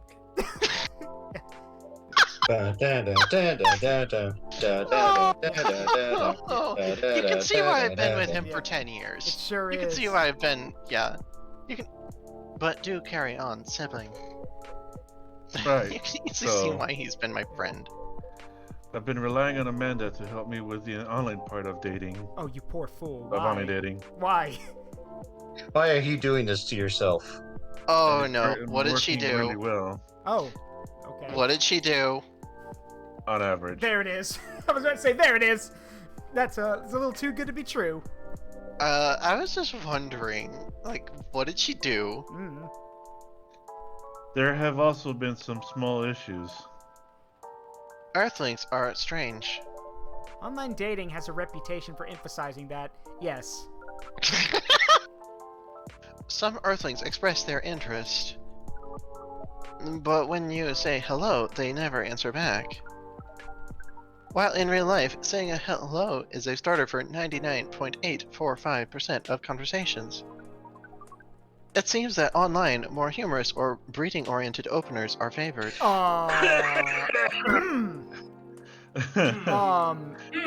Let me smash. Let me smash. Becky. Becky, let me Let me smash. smash. Please. Becky is smashing Ben. I got blue. Ben is the hoe. If it is a... Blue and yellow. Yes, dear. I'm gonna get that bitch a stick. Bitches love sticks. Oh wait, Andrea, Stick on stick. Fountain posted something. Read that, Smash. please. There is a 86.5% chance that this dank meme will entice a partner. Now let me take a picture of you dabbing. Oh God, no, No. no. Cease. Amina, you've been around me a little too much. Yeah, cease this I think heresy. Cease it. I think I've been a bad influence on Amina. Oh God. Just This, more- Zaruk, this is getting out of hand. Now there are two of Now them. there are two of them. This is getting out of hand. Now there are two of them. But more humorous or breeding-oriented openers. Why that term? Like You want some fuck. you no. You know what? Actually, hold on. I got this. Good God, I wish that were me. Yeah, no. You want to know what? No. You know what the perfect, like, just to fit that vague ass description? Hold on, I got it. All right. Was. Hold on. I'm gonna show you this, and you're immediately gonna like. This is the I perfect. put a GIF in non-speakers because I had to. All right, hold on. Let's see. Where's Let me grab it real quick. As soon as you see this, you know exactly what I mean. See if I... Andrea, why? Okay, I got it. This is so dumb, but this is like when she says when she says it like that, this is what I think of. Hold on. Oh no. I apologize. Well, actually, no, I'm not going to apologize because this shit. Is funny. this gonna be on stream or non-speakers? It's going in the stream. Oh Yes. boy, here We'll we do it go. live. I'm not going to be able to Yeah, see we'll it. do it live. We're going to inflict something on chat. I'm Oh always. no.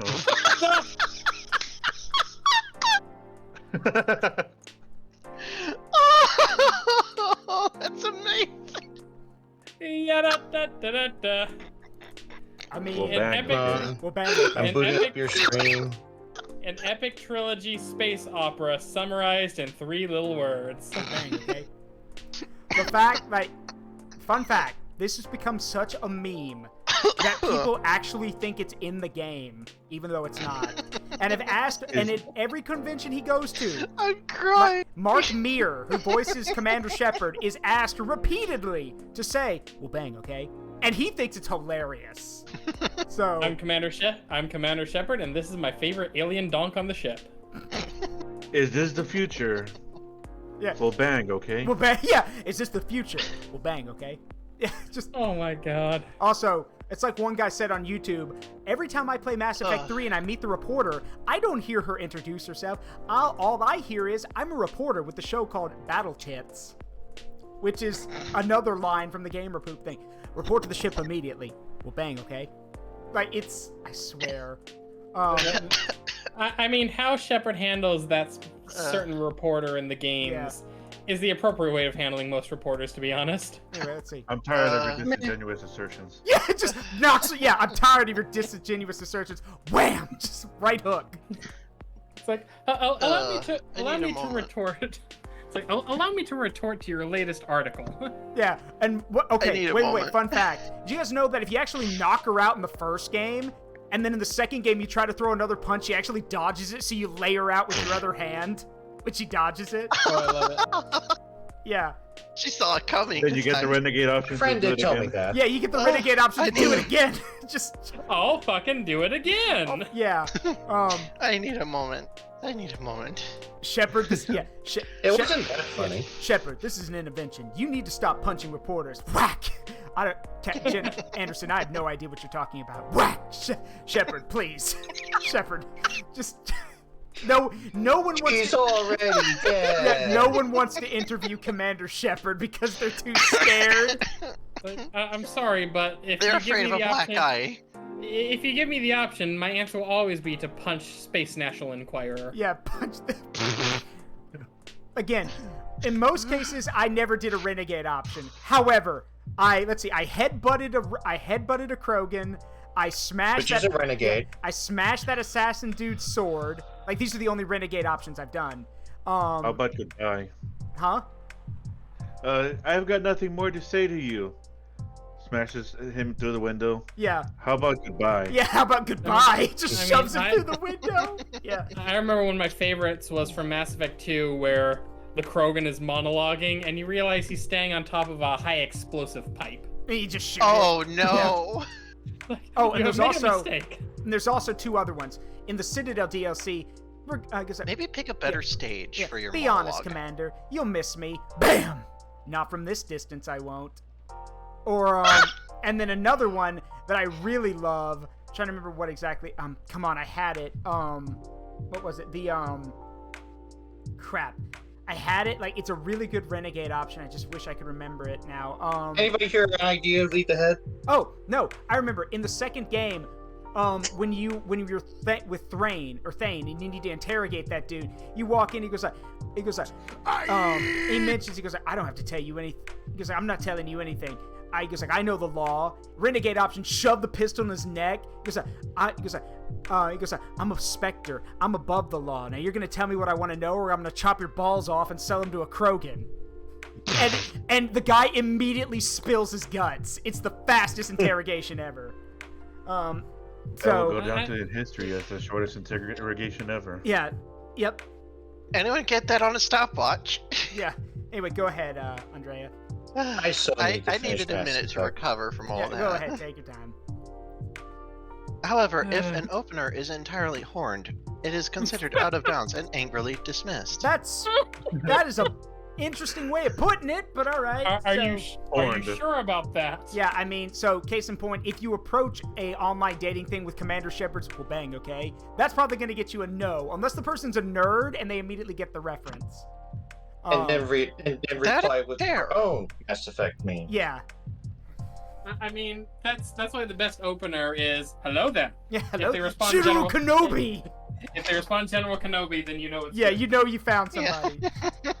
Kenobi has the charisma to get it all. Yeah. Horned? Oh, my barista self cannot be that stupid. Come on now. I think you're just in disbelief. Oh, Yes, Yeah. that is when prospective partners send you close-up pictures of their horns. I really hope Silver's taught you human anatomy. I really hope he has. And then Amanda shows you her phone, and it is actually photos of horns. Couldn't. People do that? Oh, yes. I think it'll be fine after a bit of conversation. If we get into the mood and they ask me first, I'd probably say yes. Neil, Silver, Horns can be really pretty, you know. Silver. Silver?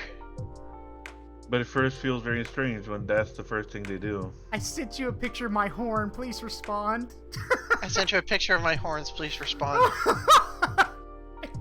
I can't because I'm really hoping they're talking about the keratin top of the head horns. I really hope they are. Unless You Silver know damn well unless what, you know damn well what they're talking about. I know, but Silver doesn't have horns on his head. Like I don't. What? again. Like, I'm Maybe trying to adding a remember horn. now. what? What was the Man, monster race for that was like the equivalent of like touching their sensitive bits? Say again? I I swear, Are you talking there's about? Are you talking about Homestuck? No, I'm trying to recall that there is a race where it's Yep. like Yep. them allowing you to touch their horns is the equivalent of touching their sensitive bits. And Yeah, it's like, yeah.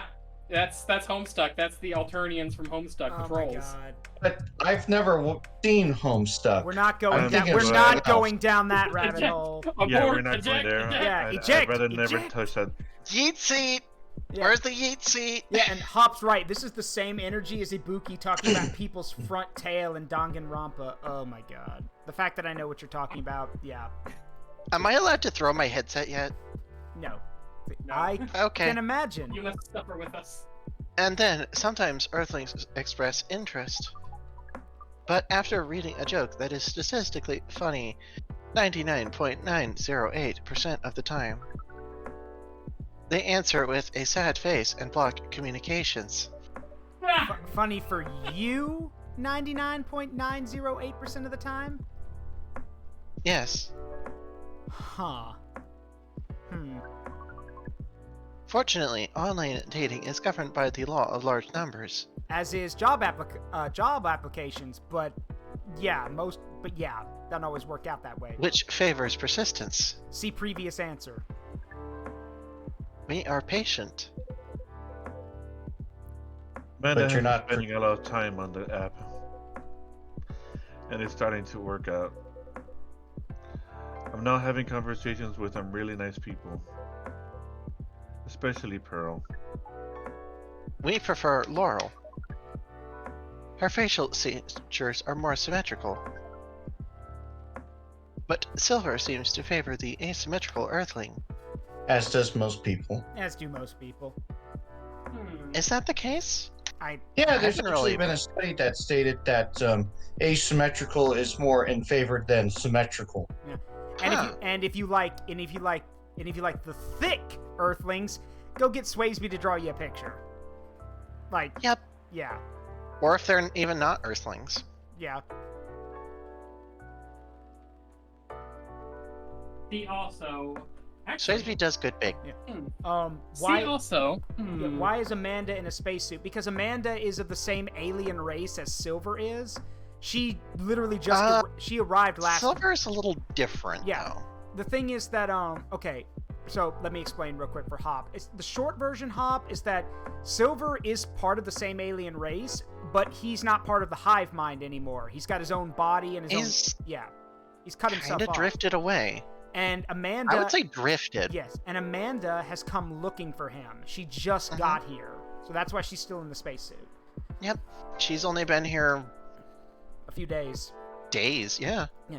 She doesn't have her own individuality, so Correct. she's still a cloud. No, Grinex is correct, She still has her own individuality. but she hasn't. Yes, but She's she still says connected to we. the hive mind, though. Yeah. But let Grinex go ahead, Grinex. Go ahead and finish. She currently doesn't have a sense of self. Yes. At the moment, she's constantly saying we, us, this, Mhm. you know. Yep, she does not. She's not. She's an individual, but she doesn't have a sense of self yet. So She doesn't. She's not thinking about her individuality. correct. Mhm. Anyway, Grinex, if you want to continue for us.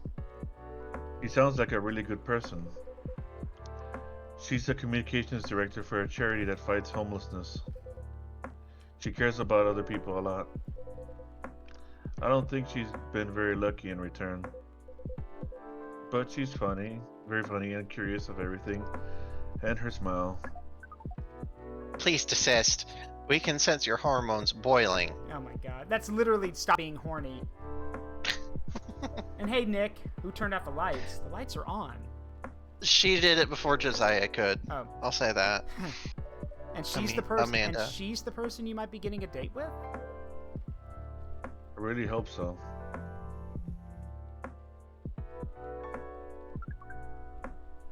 Do you have a day and time for your date? No. This is on a different topic. Please excuse me. Thanks for the coffee. That doesn't look good. Yeah, That's that not a don't- good look that on his don't look face. good. So I take it you've been enjoying your time on Earth, Miss Amanda, Hmm. or not? No, we have been enjoying it. But we also see the limits of it. How do you mean? We are a hive mind. A hive mind knows no boundaries or limitations. We share all our thoughts and desires. Privacy, foreign It concept. is not difficult for us to connect. We are born connected, Yeah, I suppose that's true. but Earthlings aren't guarded. They have complex emotions, and they have no means of truly knowing what anyone else feels. That makes them afraid of judgment and of getting hurt. Preach! Yeah, preach, Yeah, preach. sounds about right. It must be very difficult and painful for them to connect deeply. Preach! Yeah. Ugh. There is so much they must let go of first.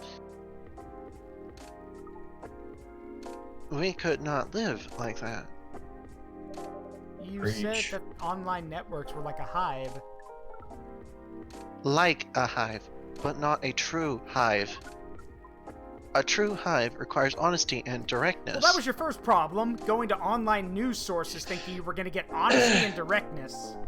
News sources, news media in general, honestly.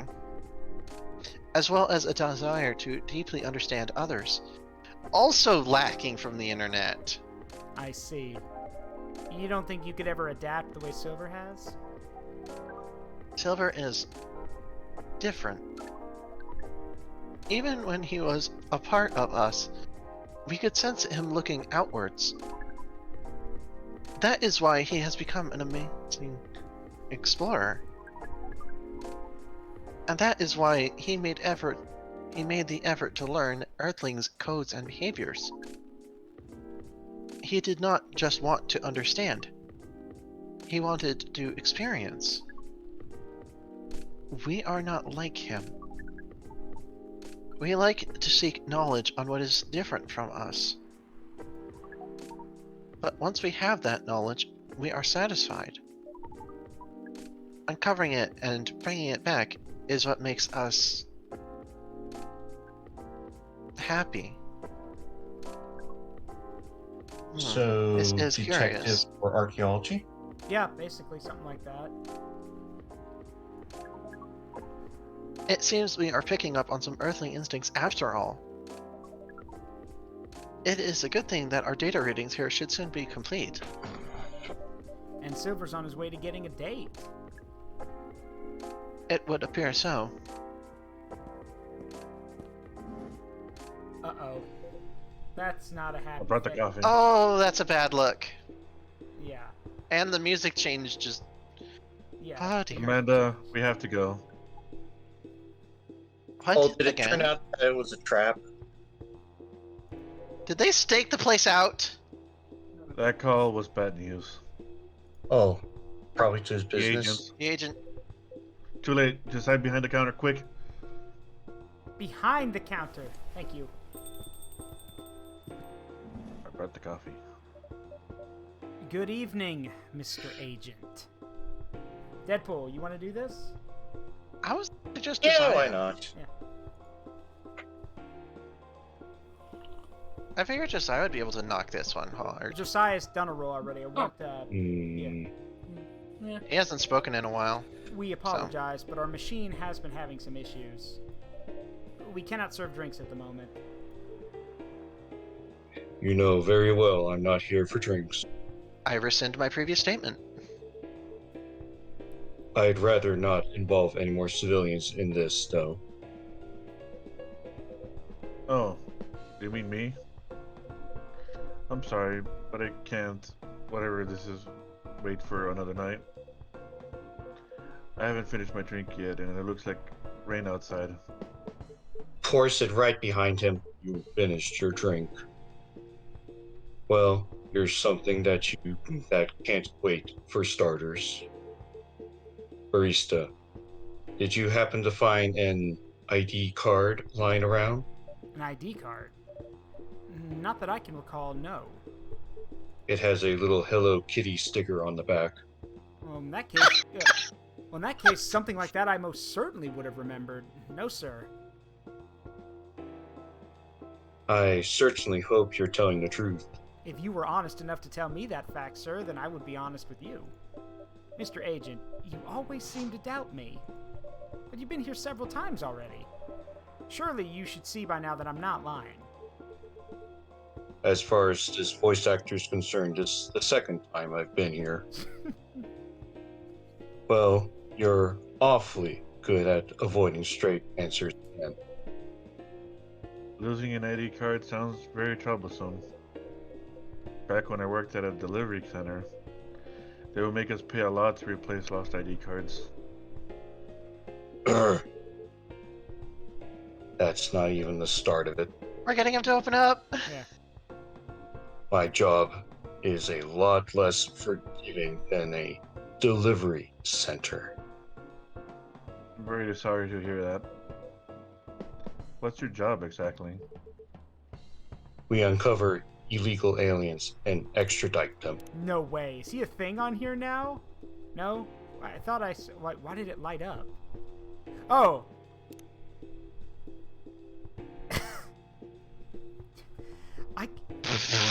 Wow! Damn. Wow. Hyde being photogenic as always. Yeah. Yeah.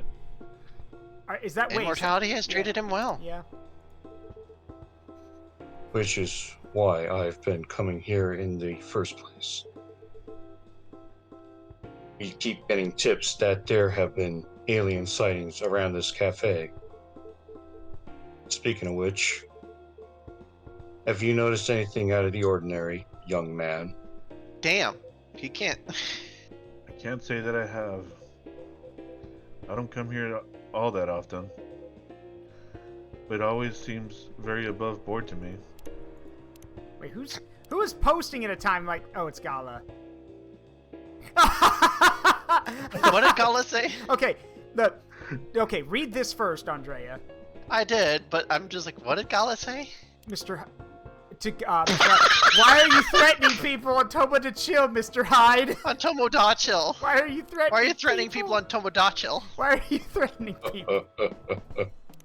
Good one. I love it. Are you sure the tips aren't a prank? It seems that some young people enjoy those as a pastime. There are very popular videos of them online. That. Maybe it is. But I still have to investigate properly. Damn. Otherwise, superiors will have my head on a platter. And that's only the beginning of the punishment. But you can't waste your time on a cold trail either. Surely your superiors will see that you've done your best. I doubt that. They're a bit obsessed with the alien situation. I'm Upset? doing my part. Is it really that big an issue? Well, having such unusual elements around disturbs the public peace. Your average Joe has no clue what to make of them. It makes people feel unsettled. I see. Although the visible aliens aren't too bad from where I'm standing. There's invisible ones? Visible. Visible. No, I was asking, are they implying the existence of invisible aliens? No, I think he means like the ones who've like, the ones that they actually know where they are. Like he said, yeah. So Go The ahead. ones haven't blended in yet. Yes. Go ahead, Deadpool. At least we can identify and extract them. Aliens who try to pass for Earthlings are a bigger problem. Why so? For one, it just muddles things, no matter how much they try to look like Earthlings. Yeah, this is a trans They were allegory. born aliens, and aliens they will remain. Yeah, this is. We're getting into some serious trans allegory yeah, here. I'm getting. Yeah. But now they're aliens who don't look like aliens. What does that mean, you know? And where does it stop? What if some Earthlings decide they want to Oh look like boy. aliens? That would be a huge mess. What? Anyway, the top brass insists that we go after them. In the end, that makes my job a lot harder. Do you really expect me to enjoy this? All that time spent. Give me a good spacesuit wearing any alien any day, you know? Oh, but don't worry about a thing. We at Fire always find a way to keep the public safe.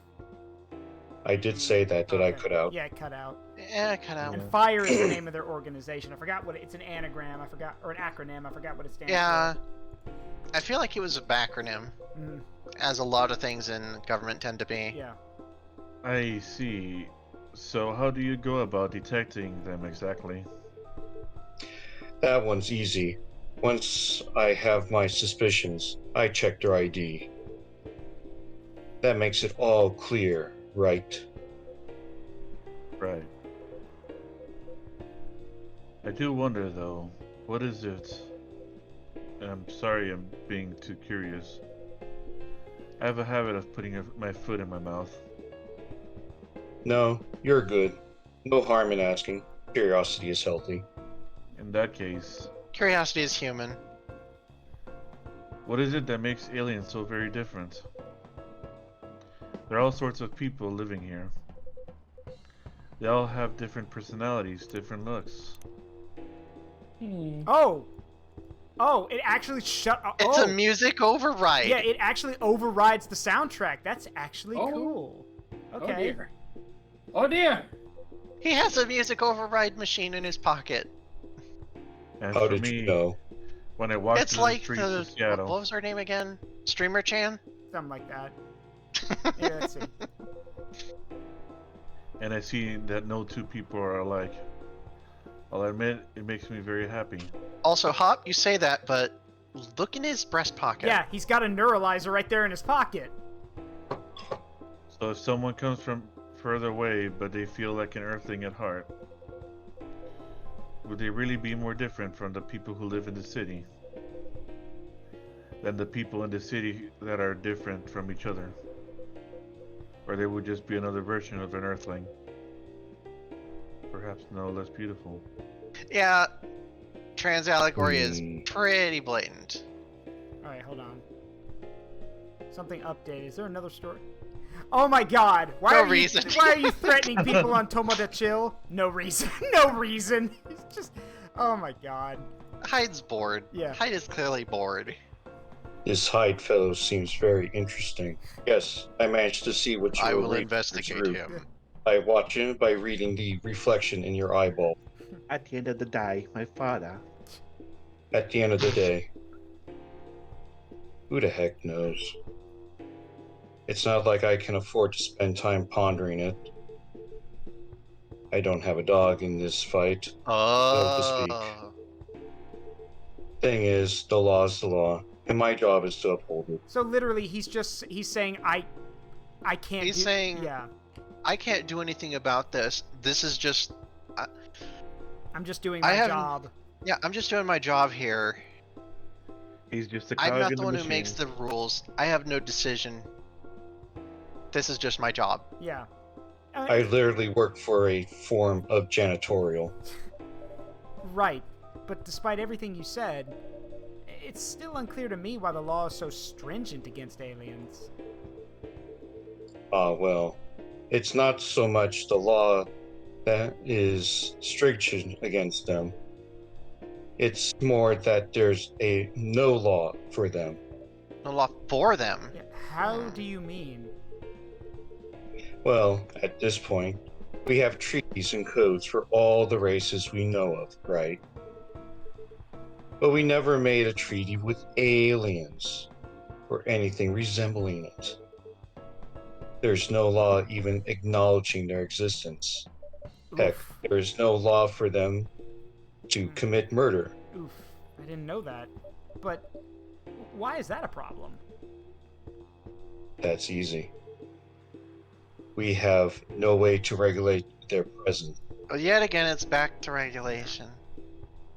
There has been no thorough analysis of how they can cohabitate with Earthlings. Like, have you seen the ending to War of the Worlds? That's Good one. Okay. As I said, it's all very confusing. For all we know, they could be very damaging to us. So it feels safer to keep them away, at least for now. And that's the first time I've seen a very angry expression on Silver. That is a angry-looking expression. I've never seen. It looks that like he's before. about to punch him. Yeah. Oh yeah, no, he's clearly not happy. Safer for whom? It is what it is. I'm afraid of aliens myself. I'm not afraid. Oh, sorry. That's fine. I'm going after them is not my biggest passion. Man, Silver looks heartbroken. Yeah. But since I'm doing this job, I might as well aim for a promotion. Anyhow, just call us at fire if you spot aliens, alright? You seem like an honest sort, like some other people. I'm right here, sir. I wasn't looking at you. Some other people who should learn to be more straightforward. I am right here, sir. That time I was looking at you. If they want their business to stay in business, I will not abide threats. That is sir. very, yeah, that is. I was looking at the coffee maker. Ugh. I was thinking out loud because a lot of things happened lately, so it was just processing it. Saw as if it was insensitive. Wait, what? Winky face. What did you... Oh, does everything happen for a reason? I was just thinking out loud. Okay. Ugh. Gesundheit. Actually, that was from me. Yeah. That was from Amanda. What was that? That would be the coffee machine. Just the coffee machine. Seems to have restarted now. That's a relief. Right. I think I'm still going to conduct a search of the premise. Just to be on the safe. Ooh. Meow. What the heck is this? If I'm not mistaken, this is a local cat. It's come over once before. It looks like it might be hiding from another stray. It's very cute. Good kitty. I've had bad luck with cats. I think it likes you. What sort of place is this? With your fiddly machine and your weird.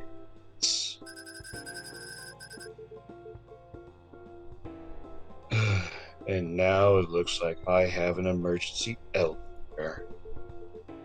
Well, I guess you're off the hook for now. You and your cafe. But make sure I don't get such reports about you anymore. We will try our best, Mr. Agent. The golf. Ooh, boy. Oh, I feel so stiff doing that. Silver, you're trembling. That's alright. You can come out now, I think, Amanda.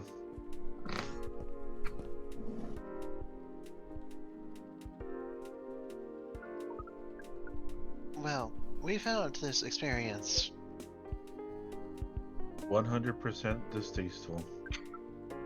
actually, it was 40.235% distasteful, 20.834% scary, and 38.931% exciting.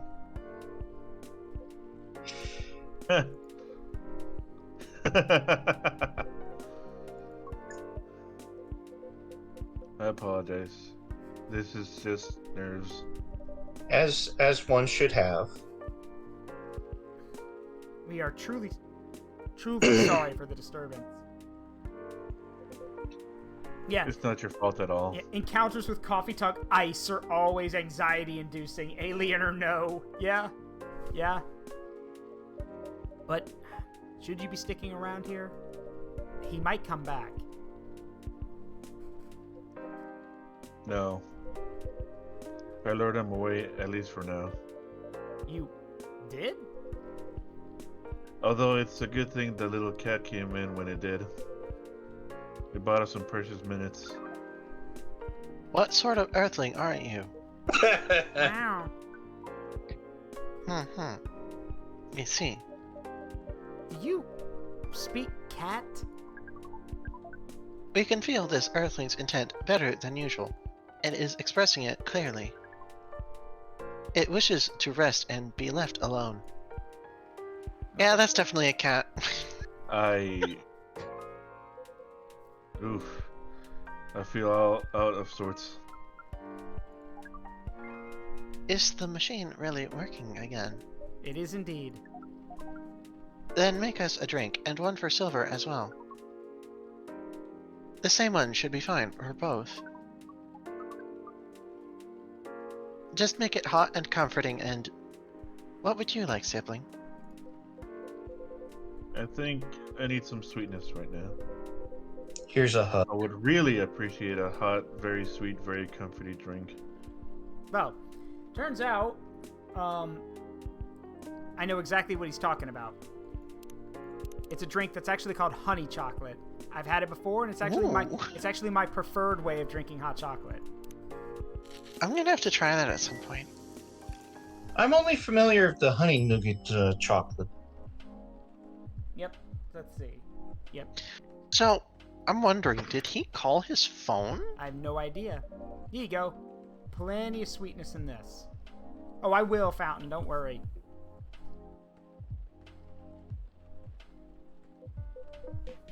This tastes amazing. Thank you, Zaruk. This really is my kind of drink. It is very thick, is it not? Well, I'm a very thick imp, so... The viscosity of this seems to be nearing 10,000 CPS. We like how Wait, you're different this thick? experience is from the drink you served us the other night. Yeah, yeah, the hips on the model, yes. And You look thin. at the waist, not at the hips. That's just the coat. That's Yeah. just the coat. No, I meant, like, to me, your model doesn't click thick to me. It clicks thin. It's okay. She's wearing a hammer space outfit. Huh! Yeah, he is, Huh? yeah, no, he said I'm wearing a hammer space outfit. Yes. Oh, you? Yeah, yeah, Fountain's right, I'm hourglass shaped. I was gonna say pear-shaped. Yeah, that's either or. But here's but the thing is, I've made this drink before. She's right, because the thing is, real honey will thicken a drink. So honey hot chocolate is it's a lot sweeter, and you got to be It's very Mountain, are viscous. you sure you should be mentioning that on Twitch? what? Oh, no, I know what she's talking. It's fine. Don't worry about it. You couldn't see the dull smug. Fair enough. But here's the thing. I don't know how you guys prefer your hot chocolate. I know some people like it with milk, some like it with water. I don't know.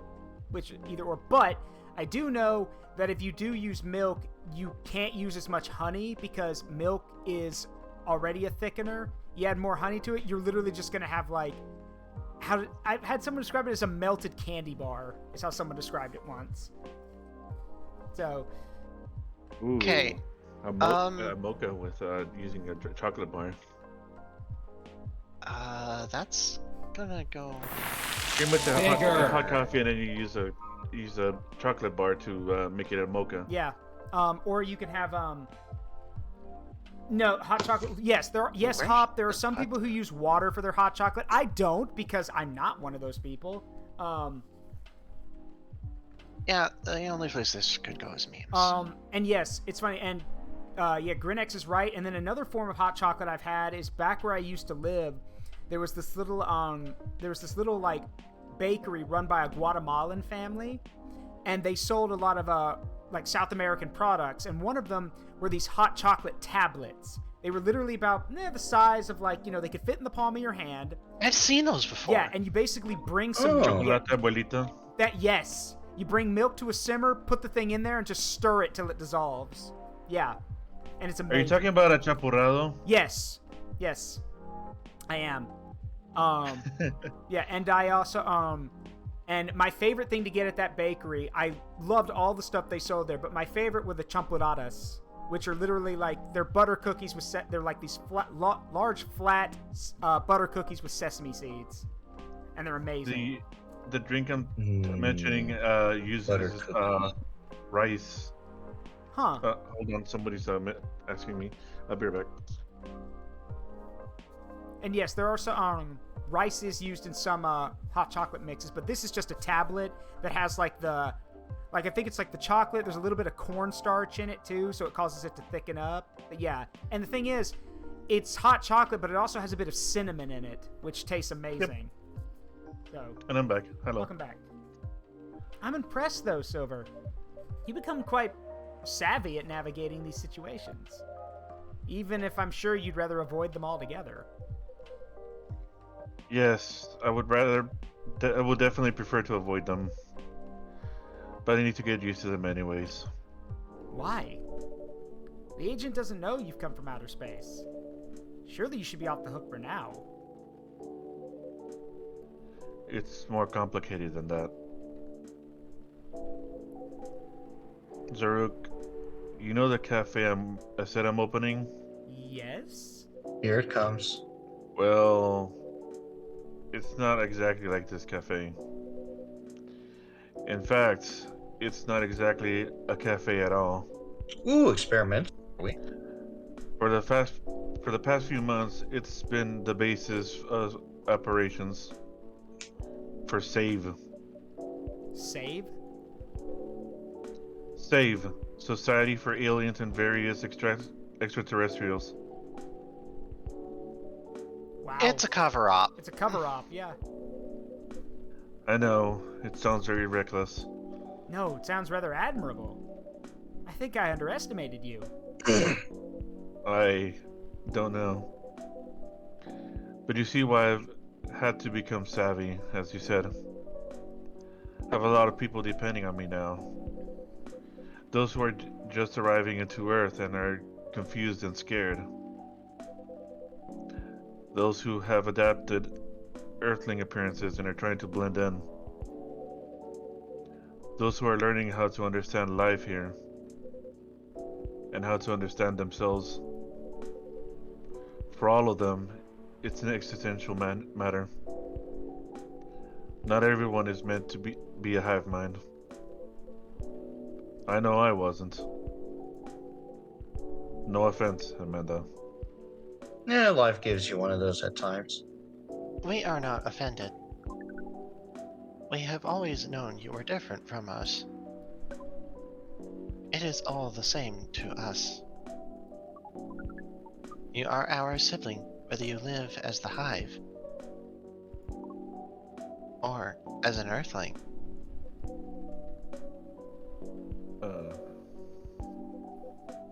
Amanda, I really do love you. Baby, What don't is hurt love? me. Baby, don't Baby, hurt don't me. hurt me. I'm already Don't nodding my hurt head. me. No No more. more. I'm already bobbing my head. That is not a conversation I think I can have right now. I'll explain it to you tomorrow, okay? After we both have a rest. Now we need an edit of what I just posted in non-speakers. What is love? Yeah. Andrea. Yeah? Oh, fuck. There was another line. We will remind you of it. I know you will. The other line came in and I didn't even notice. I think I'm getting a little tired now. Is it alright if we go back? Absolutely. Our energy is also 98.429% depleted. Hey, Silver. That is exhausted. Is there anything we can do to help? No, I don't think so. Thank you for offering, really. But you have a different part to play in all of this. Probably because I'm the protagonist. And you've been playing it very well. You're very kind. Well, in that case, have a good night, the two of you. And please, Zaruk then finds a card of fate. and then please come again soon. What's a card of fate? You'll always be welcome here. Us What's a and card many of others. fate? Yeah, what is a card of fate? Oh, it's just effectively just kind of like you have been selected to partake in a series of events that will determine the future. Ah, Oh, We know and we're grateful. that Good night, Zaruk. kind. yeah. Yeah. I'd say good night to the cat, but I don't think he needs my wishes. Rare. Good night, Zaruk. See, now we can use good night. We find it rather odd that... Maybe we should continue this chat while we walk. Alright. And Thanks for the cup. And there go two more of them. Okay. Don't worry. It'll be a snack. What a night. Crunchy. This has been a Amanda great likes the This crunch. has been a great deal more animated than we bargained for. And I suppose we have a new four-legged friend now. Wonder what you're doing here, little one. Don't you have a home? Sorry, didn't mean to wake you up. Ow. Well, Mew. Oh, well, guess it's time for you to let me close shop. And there goes the cat. But Silver, it's an honor to be related to someone like you. Alright. Cinnamon latte. Ooh. One of my favorites. Mm-hmm. And now... People The ask rag. Me, people ask me how I get the wet look in my hair. I tell them I use Essence of Seattle, and they're like, "What's that?" It's the fucking rain. And no, that's not my own. That's not my own joke. That's from a guy on. I know, yeah, but it's great. It's a guy. People ask me how I get the wet look in my hair. I tell them I use Essence of England gel, and they ask, "What's that?" What's the fucking rain?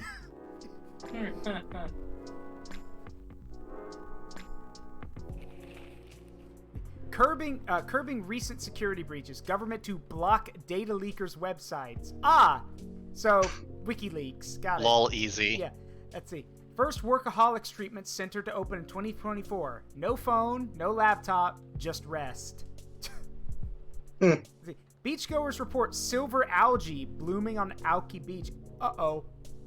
Yeah, so for those who don't remember, there was a kind of a weird thing happening in the ocean early on in the game, and they introduced some algae, some lab-created algae to handle the problem, which it did. But now it's blooming on the beach. But now it's created a new problem. Yeah. Somehow I feel like it's going to be a long, long night. Ring, ring, ring, ring, ring. Let's see. Phone call. Today's delivery cutoff time, 3 p.m. No night shift. Let's see. Rachel, it's coming together. I can't believe it's going to be so good. See. Busy day today. Don't forget to drink water. Still on hiatus. The hashtag still on hiatus, though. scroll down a bit. She's a 10, but she's about to marry a freelancing elf. So she's a 100. Okay, well played, both of you. I'm gonna like. Darling. Yeah. Do you think VR would? Do you think VR would really take off in the future? I personally can't use it for very long, but maybe that's just me. And then we have Aqua. Having an ocean fish as a pet is so hard, especially living in a city such as Seattle. But it feels nice to have someone depends on you, you know? Was so And then the cute. photo is of a swordfish. Let's see. Ocean Man. Oh, Amanda Yeah. and Hyde are fully unlocked. Or sorry, Amanda and Silver. That's cool. And they have nothing to And offer. they Oh, have yeah, they What have was the nothing. point? Yeah, They have not, or not. yeah, or not. Officer? Nope. Ah, Good evening. doctor. Hey, damn. Gala. So, Josiah, do you want to do Gala? Oh, sure. Hey, Zaruk. How are you? Not too shabby, I hope. Sorry. Everything's just fine. You sure? Positive. How about you, sir? How's work? My shift is over, so I'm free now. Nice. That reminds me, Mr. Hyde was here just the other day. Can I tag somebody else in to do this? Real life beckons me Sure, for go a few ahead. things. I just saw the time. Sure. Greenwich, would you like to play Hyde? Or sorry, Gala? He's a werewolf. Rest well, Jonathan. Sure. Deeper I'm here. voice or higher voice? Or... Your choice. Doesn't matter. Oh, that's right. Thanks for giving him the key card, by the way. Good call. You saved me $100. Not a pro. Wait, what? A replacement key would have cost me at least that much. With the fines and everything. Oof. Pricey. Glad Mr. Hyde was around to help then. Yeah. I didn't think he'd be in Seattle, to be honest. Oh, but didn't you call him for his spare key? I did. So... Let's just say I had a hunch. There's a pattern to his visits, even if he wasn't aware of it. He'll fly here whenever he gets tired of something. Could be about work, life, or simply because he's bored, like with LA recently, or so he says. I see. I never knew he liked Seattle that much. Or there's something here that keeps him coming back here. Really? What is it? Take a guess. The honeymooners? Huh. Well, if I have to guess... Maybe you? Me? I mean, the two of you are very close. And good bonds are hard to come by these days. Preach. I see. Well, he's not someone who's big on attachments. Or so he claims. Is that right? Who knows? Maybe that's changing. Oh, you don't know the half of it. Because the answer is more or less your coffee shop here. Wait, really? There aren't a lot of places with good crowd and warm atmosphere. With an excellent host to book. Okay, now you're just brown-nosing. But he speaks And the as you truth. just said, good bonds are hard to come by. Alright, what do you want? What's not to like? It would be truly an honor if he felt that way. Did he tell you the reason for his visit? Yeah, he's moving back here, right? Or at least that's the plan. Yes. What a nice surprise. He told me he's got a few things to discuss on that. Well, it's part of why I'm here tonight. Aside from getting myself a hot drink, that is. On that note, I'm so ready to take your order. Much obliged. So, Henry told me about this Indonesian ginger drink. It has milk, honey, and a couple of other stuff in it. I think it's called STMJ. I'll have a cup of that. Right? So, that's actually from the first game. It is milk, ginger, and honey.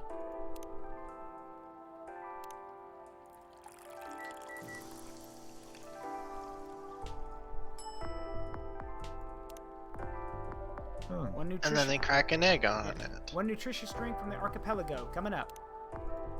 And if y'all have never seen it before, it's right here. Eggy. A warm booster made of susu, telur, madu, and jahi from Indonesia. So get it, STMJ for susu, telur, madu, and jahi.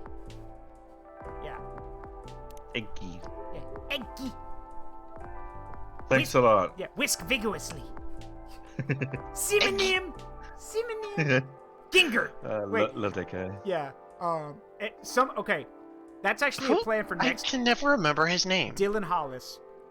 And next week, fun fact, next week we're gonna be. I'm gonna actually react to a bunch of his videos for people to see him. Also next week is that stream. Yeah.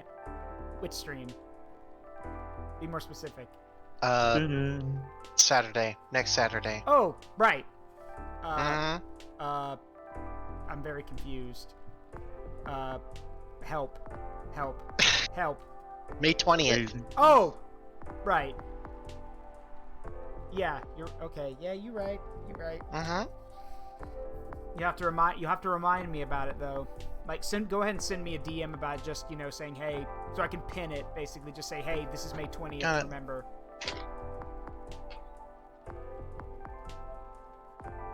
I honestly, yeah, I'm with Fountain on this one. I don't know what I'm drawing a blank here. What is May 20th? We were planning a Mech Warrior collab that day. Oh right, yeah, the Mech, yeah, the Mech Warrior thing. Because of is it the new release or like? No, it's actually not anything Oh right, new. it's Tukid. Right. Victory 2 Kid. Yeah, well, we have to see if anyone's interested. If we don't get a lot of people, then it'll just be Grandia again. So ask around and see if you can find some people. John's already just saying he's in. Yeah. So yeah, Simonim. Yeah. Wait, what day was that? The 20th? May 20th. Yeah. Let's see. We'll See. lay that. I'm out of town. Yeah. Clove, cinnamon, and nutmeg with the soup. With the soup. Yeah. Yeah. Oop. Thanks a lot. So, what's in it again? It's a hot blend of egg, milk, ginger, and honey.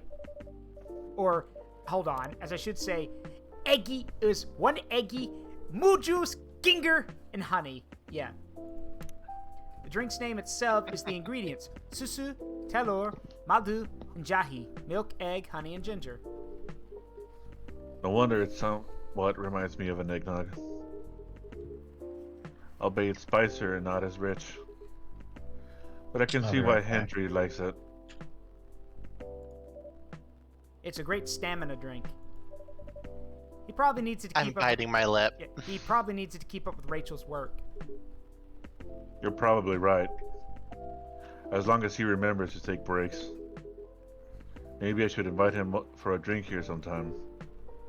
What do you think? That would be lovely. Then consider it done. You know what? I don't think Hyde will show up tonight. Oh? Why's that? When I called him earlier to confirm, he sounded a little annoyed. Not exactly great outside either. I thought he liked this kind of weather. Him, yes. His car, not so much. That thing wouldn't survive this kind of storm. It doesn't look like that bad, though. Okay, sure. Now that you mention it, you may be right. I used to drive him in that car back in the day. Did he ever tell you how old it is? Yep, gave me the whole backstory of it. Oh. Guess I'm just surprised he still uses it at all. The car clearly holds a special meaning to him. He was also quite sentimental about it. Which makes me wonder if it has anything to do with him moving back here.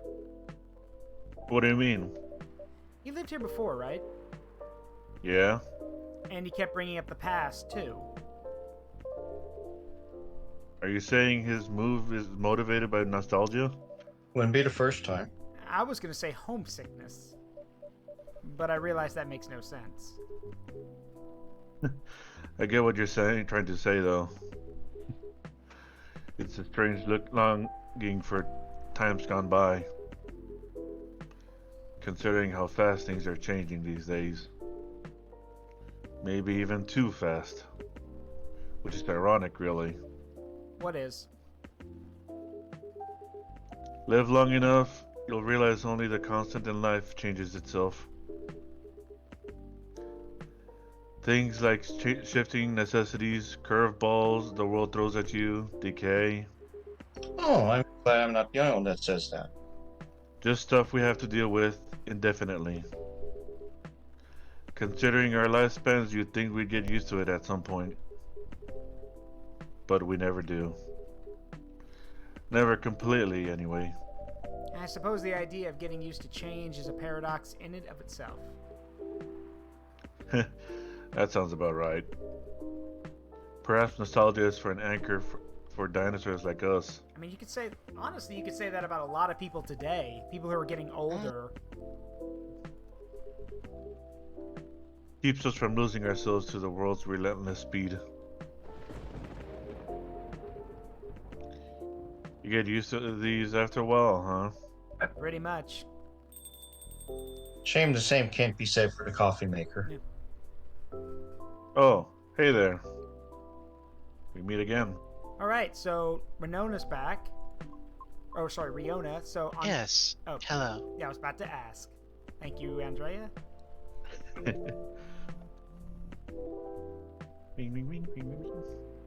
Excuse me for a moment. Got it. Welcome, Miss Riona. Good evening. I'm meeting up with someone. Oh, okay then. How's your car, by the way?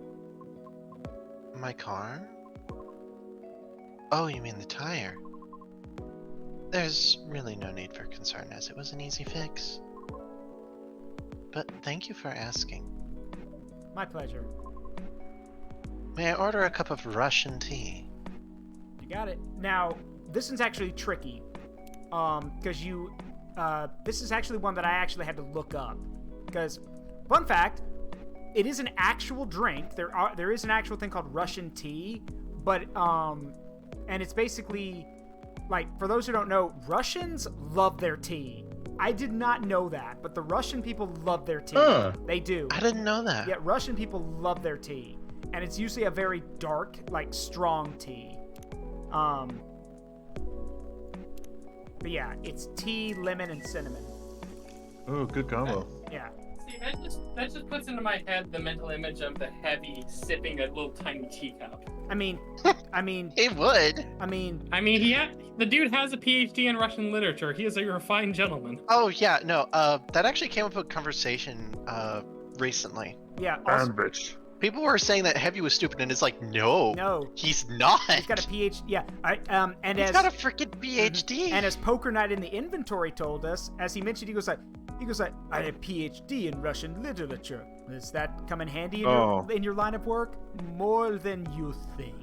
And it's funny, because one of the guys asks him, what about you, heavy weapons guy? You're guessing you're a vodka guy? Peach Bellini, but sometimes the bubbles give heavy headache.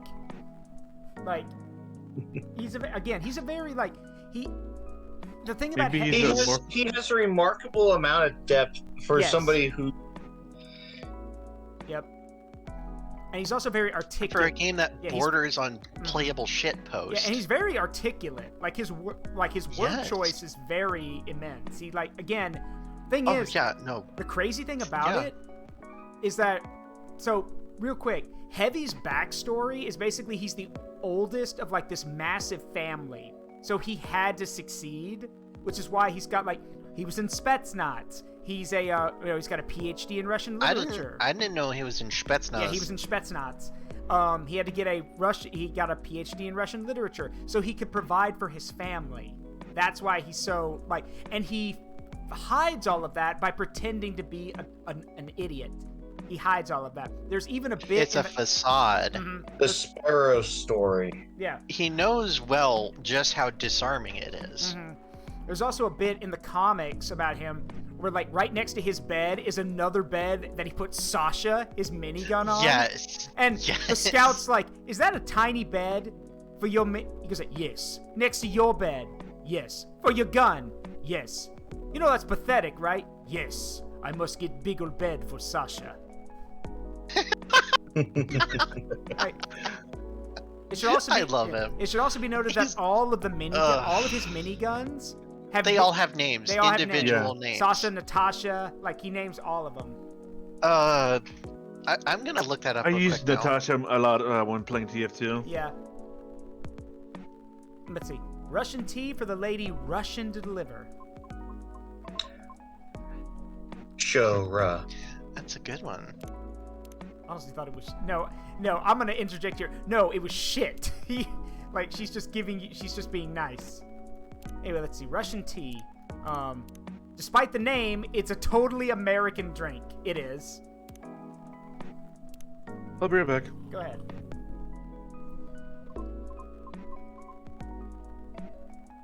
Andrea. Sorry, dealing with the confusion. This is perfect, by the way. Thank you. You're welcome. So, who are you meeting with, if I may ask?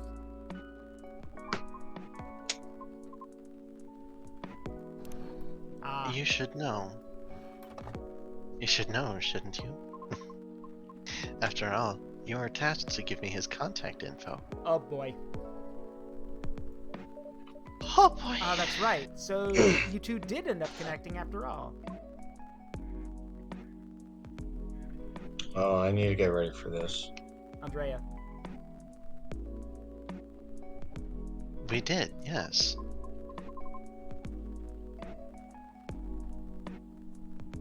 But truth be told, I really wasn't sure about contacting him at all. Why's that? Because as far as I'm concerned, there was no real reason for me to do so. Nevertheless, I sent him an email the following night. Right after the completion of my final delivery at 3 a.m. Oh, Jesus! Like, God. No, look, who does... What company... Night Owl! Yeah, but Night Owl detected! Yeah, but what delivery service operates at 3 in the morning? That's pretty late. USPS? But certainly no worse than forgetting it altogether. But he replied straight away, to my surprise. Oh, great. So Lucas is also not sleeping. He doesn't eat, he doesn't hydrate, and now he doesn't He's sleep. definitely He's an influencer, all right. Yep. Had no idea he was such a night owl. Influencer slash streamer. Or perhaps just an extremely early bird. Well, the other thing too is Right. that probably the I wonder if he ever sleeps. Sleepers for the week. Sleepers for the week. And I have very, very weak.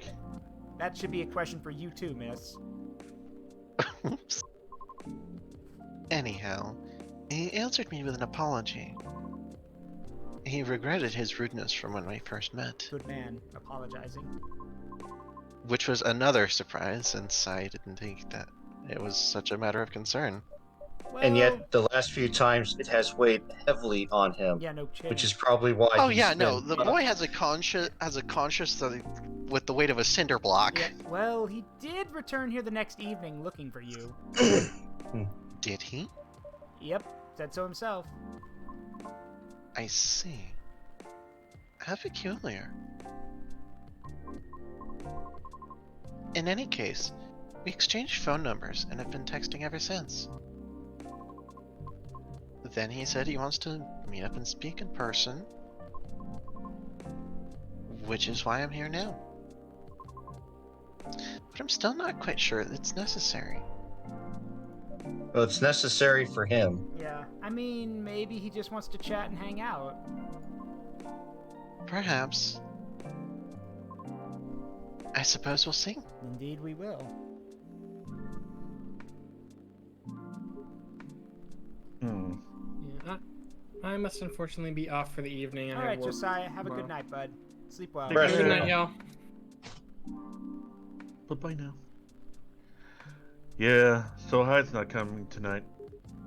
Probably for the best, given the circumstances. Is he okay? Yeah, he just wants to take it easy tonight. Understandable. Good job. I heard that. Who said ka-chow? Who the hell said that? I heard that. Who did that? It was me. Okay. You thought you could slip that one past me. Well, you didn't. I heard that. My apologies for these surges. I was hoping it could become more stable as the days go by, but... No need to apologize for something out of your control. Psst, Andrea. Line. That's right. You tried everything you could. I know. Thank you for your understanding. How are you doing, miss? Hey there. Do you manage to resolve... Oh, did you manage to resolve your issues with children? Phrasing. Sorry? Oh, I mean, the hospital admission problem from the other day. I just love how he didn't even react. He's like, huh? I was confused by what Oh. she said, Yeah, too. I was yeah. like, I'm sorry, I what? did. Yeah. I caught it. Mm-hmm. For a minute, I thought I had a beef with kids I wasn't aware of. Sorry for the misunderstanding. No worries. That was funny. It's only been a few days, so not much has that changed. How about you? Feeling better? Ah, yes, well... I apologize for the way I acted a few days ago. Do these two know each other? Yeah. I missed that, then. We all have our bad days, so don't worry about it. Thank you. Ah, while we're on the topic, I told Officer Georgie what happened to your car. Would you mind pointing out where you believe the incident took place? Sure. It was quite near the police station, actually. At a metered spot just outside the now defunct library. Who shut down the library? I did. Oh, the vacant building at the Bourne intersection. Yes, that's correct. I see. So it was originally a library. You know the area? I know of the property, yeah. It's been abandoned for a long time now. But it's a heritage building, so I often wonder why nothing's being done with it. Since it's located in a very populated culture-centric neighborhood. That's true. There's even an art college nearby. Right? Hmm. And again, I've always found the street a bit odd. Odd. How? It's just barren. Especially if you consider the area. And the weird thing is, I feel like it wasn't always that way. Feel? Don't you mean remember? Nope, exactly what I said. It's a feeling, not a clear memory. Strange, isn't it? That is odd. Like Say, the I'm place not gonna- used to have life. Yeah. I'm not gonna mimic Well. Sonic the Hedgehog's voice. Yeah, don't worry about it. Disney. Well, there used to be a flea market there. A long, long time ago. Perhaps that is what you are recalling. A flea market, huh? Last time I drove there, I remember seeing nothing but concrete. Oh, wait. There was a single dead tree surrounded by strange trinkets. Thank you for the hydrate. And then pause for check. Thank you. And T-pose. Yeah. Unfortunately, my model can't do that. That would be funny, though. A dead tree, huh?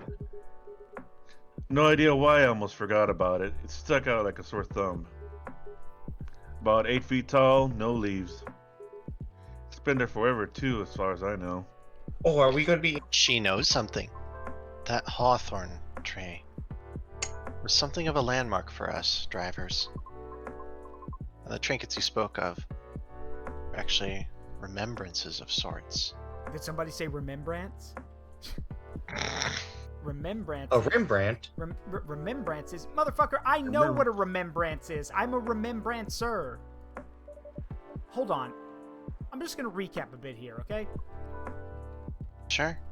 Your car was vandalized near a metered parking spot in front of an abandoned library on a seemingly deserted street within a busy area that has a large dead tree surrounded by remembrances for some reason. This sounds about right. Except the tree is no longer there. Oh? Are you serious, Pops? Why wouldn't? Josiah! Oh, Josiah's gone. I got Georgie. Damn it. Yeah. Why wouldn't I be? That is crazy.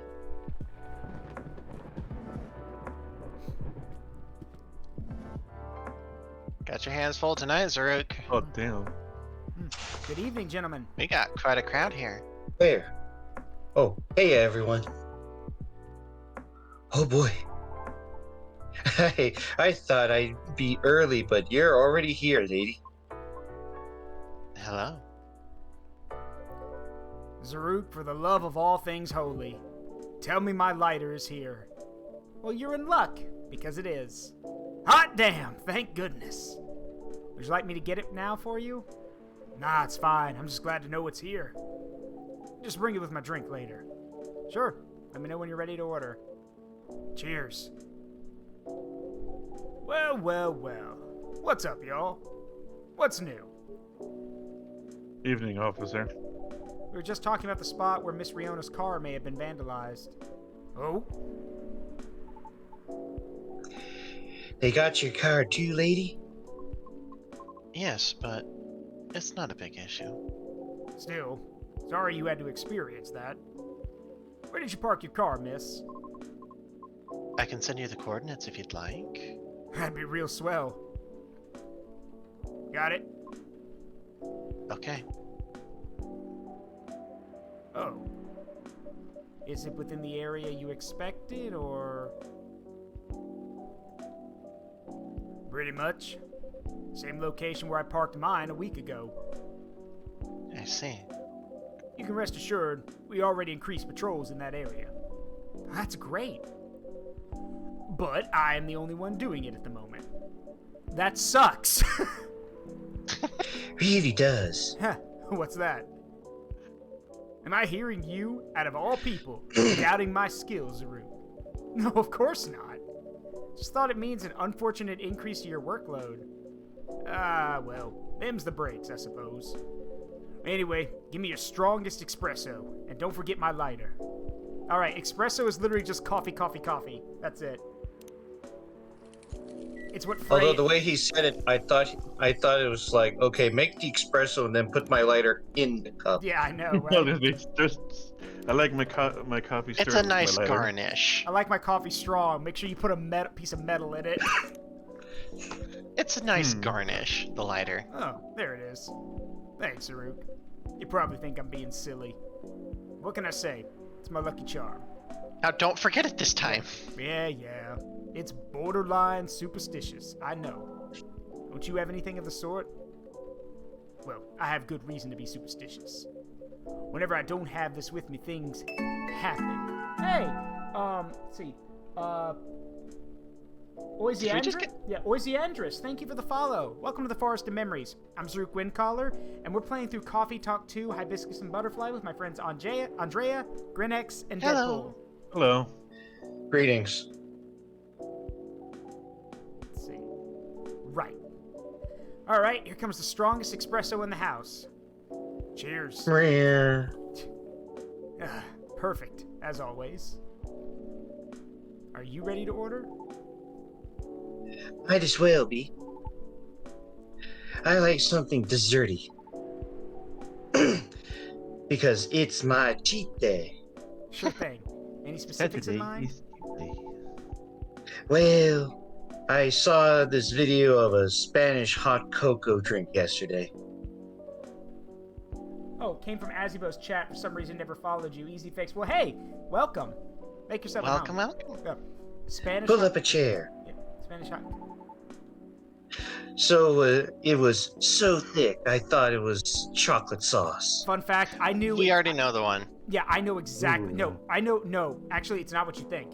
It's actually. Oh. It is like I actually know what this is. I have not Is had that the it. one that you dip like a pastries into and stuff? I'm not Like sure. the bread. But the It's drink. a really thick yeah, drink. The drink is called Spanish Sahara, is what it's called in the game. Oh yeah, that's a good one. The name also reminded me of a song. But for some reason, I can't remember the title right now. We've all had that, right? You know, that sounds oddly familiar. Wait, you got it? For real? There it is. Thank you. Thank you. Then I'll have the thick coca. It's got milk and a little hot, spicy kick to it. All right. So, as I said, the drink is called Spanish Sahara, and in the game, it's chocolate, milk, and gin and ginger. Finger. Ginger. Simeon. There it is. Is that what you were That's a thinking of? churro. Yeah. Is that what you were thinking of, Grinex? I'm not Yeah. sure what. But I'm there's no different confused version by of the song but- lyrics part, though. I don't know either. Here comes a cup of Spanish Sahara for you. Oh, so that's what it's called. That's what we call it here, at least. And this, here it is. Wait a minute. Warm and Make sure that cozy, is just like a true. day in Barcelona. Was he making a Darude I think it's Sandstorm supposed to be reference? pronounced Barcelona. Was he making a Darude Sandstorm reference? What? Maybe. I don't know. I'm just like, wait. Was he doing what I think he was doing? Then bon appetit. It's Don't from- worry, I didn't mind the skip. It's from Also, Spain. Lucas might eat the cup. Yeah, bon appetit. It's from Spain, you uncultured swine. It's not. I am in, and now I'm in Spain without the S. Life, if what is it? If bread in French is pain, then I own a fucking bakery. Hey, I said I saw it on a video. I didn't say I knew the language. Hmm. I think this is it. Very tasty. Thanks, Zaruk. You're so welcome. Have you been eating? Well, this drink is. So, Pops. Just earlier, you were telling me about your creepy patrolling experience, right? Was it in the same location where the lady's car was? Creepy patrolling experience. Well, I don't know if I should even talk about it. Because maybe it's just a tad too spooky. Even for me. Jordy, What you're happened? with a werewolf, satyr, and a banshee. Tell him, Pops. It's not that big a deal, honestly. Then all the more reason to talk about it, right? Maybe someone here will know something. You got a point there. Y'all were talking about the area anyway, right? Yep. Well, I've been patrolling there the past few nights. The street itself is fairly straightforward. It's about a half a mile round trip from the intersection and back. There's nothing much there either. Concrete sidewalk with metered parking spots. A fence here and there. And an unfinished construction site with a couple CCTVs dotted about. No tree. What tree? There used to be a dead tree in front of the old library. Huh. Oh, that old dead tree. It was uprooted by the city back in January.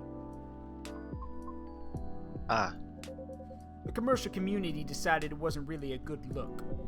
So when the city started a massive cleanup project last year, well, they simply voted to get rid of it.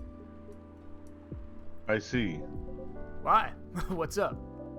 We were actually talking about it earlier, and, being a decades-old landmark aside, could there be something more to the tree than just, well, being old? You think so? Well, that's what I think after listening to Miss Riona.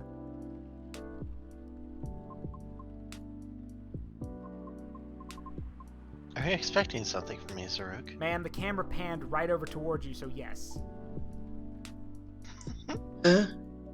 Oh, no. I'm sorry if I crossed a line.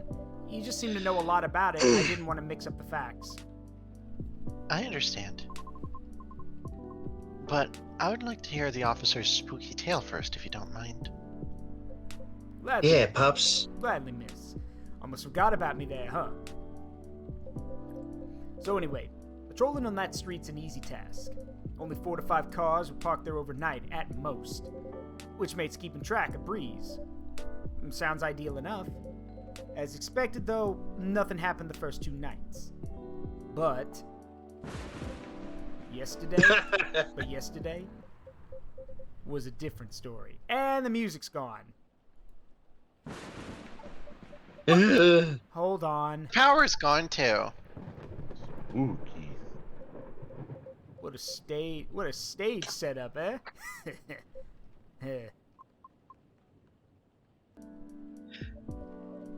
Phew, there you And go. the music's back.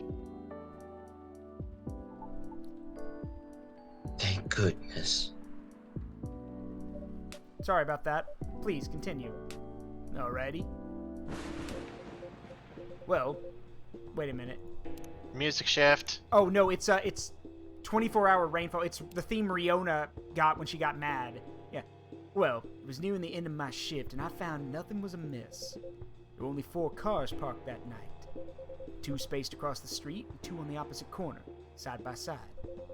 My plan was to leave after I walked one last round to make sure everything was okay. And a reminder, you can cover the whole place in only 8 minutes. Okay?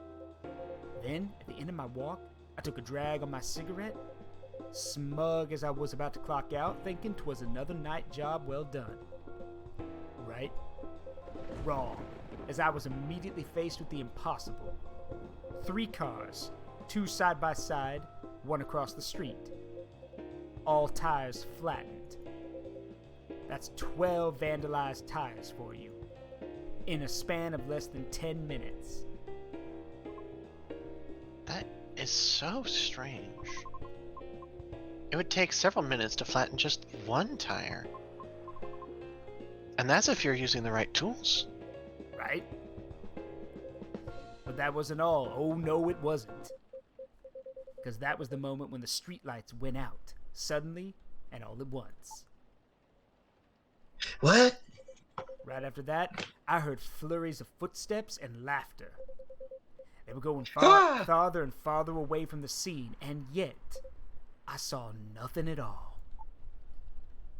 Oh, the fairies. Are you sure? Did the CCTV catch anything? The infrareds actually managed to catch something, but the videos weren't clear at all, so I'm still investigating it. Jeez Louise, Pops. That's way spookier than what you told me in the car. But it's cool, though. I may be laughing now, but I almost pissed my pants back there, you see. Well, whoever they were, they sure worked fast. Right? Anyway, Zaruk, I think I want another drink. All this talk is making my throat dry, and coffee just ain't cutting it. Roger that. What would you like? What do you suggest? How about something with tea? How about some tea with ginger and honey? Sounds good. Can you use that red flower stuff you have as a base? You mean hibiscus? Definitely. Alright then, I'd like red flower tea with ginger and a touch of honey. Now this is an actual drink as well.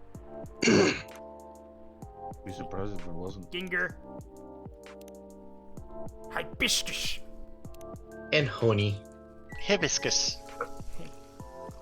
Kiwi. Tejai Rosella. I can't. Tejai Tejahe Rosella. Yeah. 1 piping hot Tejahe Rosella for you. Let's see what that actually. Hold on. Did we just unlock George? Oh, yep. Georgie's level 2. And then let's see. Still lactose Still a intolerant lactose cop. intolerant cop, yeah. And here it is. Steeped with roasted ginger with a touch of honey. Perfect for rainy evenings. So, life here. Oh, what does it mean? Jahe means ginger. Te means tea. And Rosella is Rosella, another name for hibiscus. So, Let's see. The more you know. Yeah, the more you know. All right. I see. the more you A know. legit herbal drink. Spicy, but perfect for the weather. Good call, Zaruk. I'm happy to please. If that's the case, let me join your patrol, Pops. Because I'm not scared of ghosts. Dun-dun-dun-dun-dun. Dun-dun-dun-dun-dun.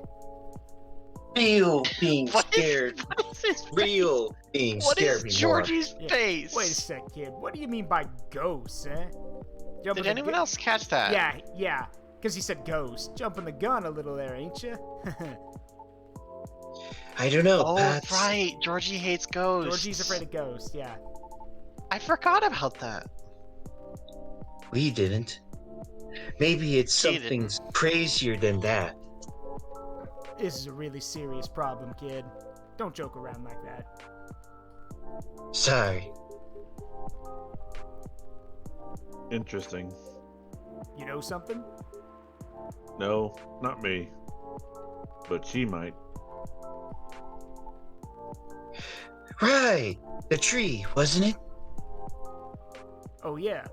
What about it, miss? It's your turn to finish your thought. I'm not sure if this could be any use at all, but...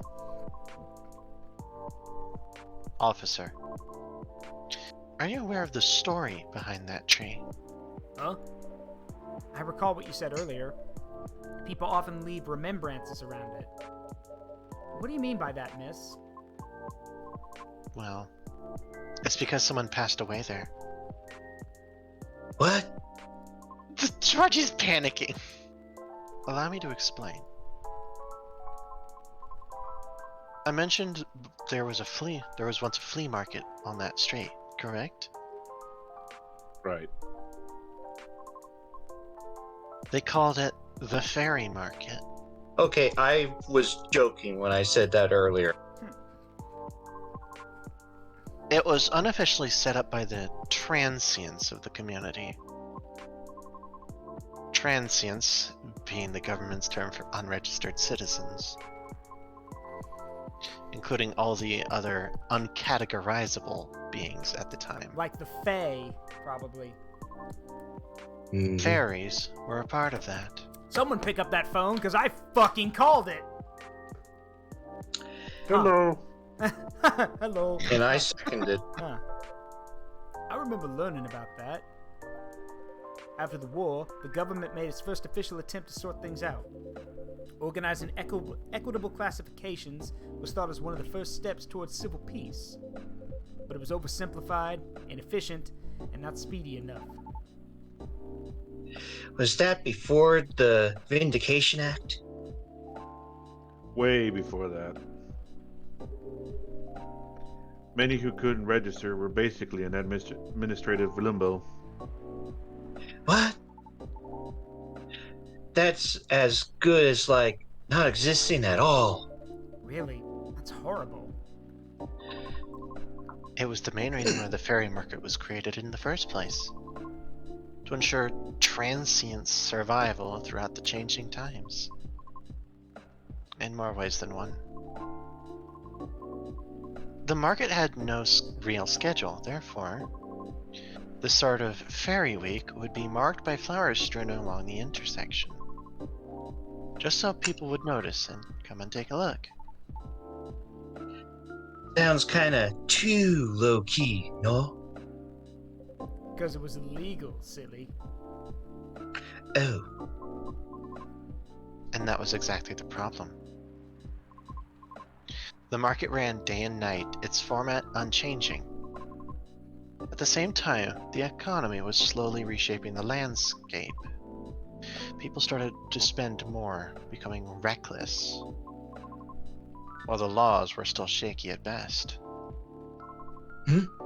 Then a tragic incident occurred one night.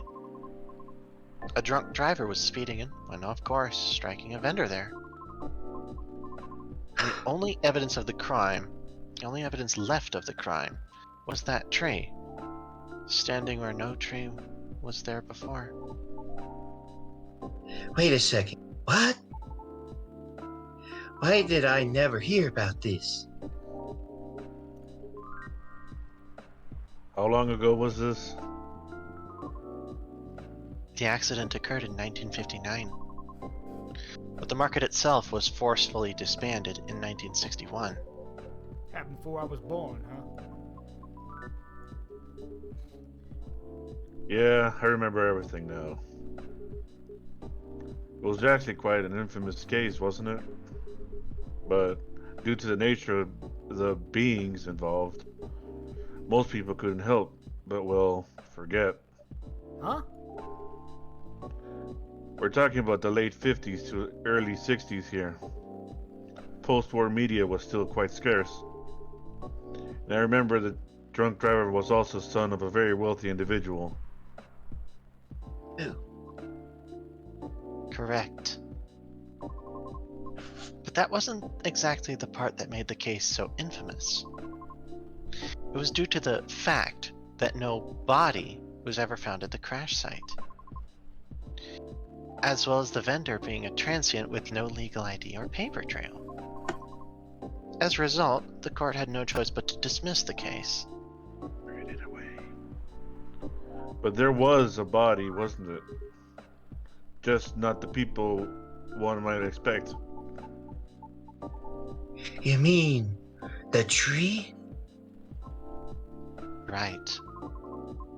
When semi-spiritual beings like us pass on from the physical world, some may leave specific landmarkers behind. Not all can do that, though. Us banshees don't do that. You Did don't? her eyes just light up for a moment there? Yeah, they did.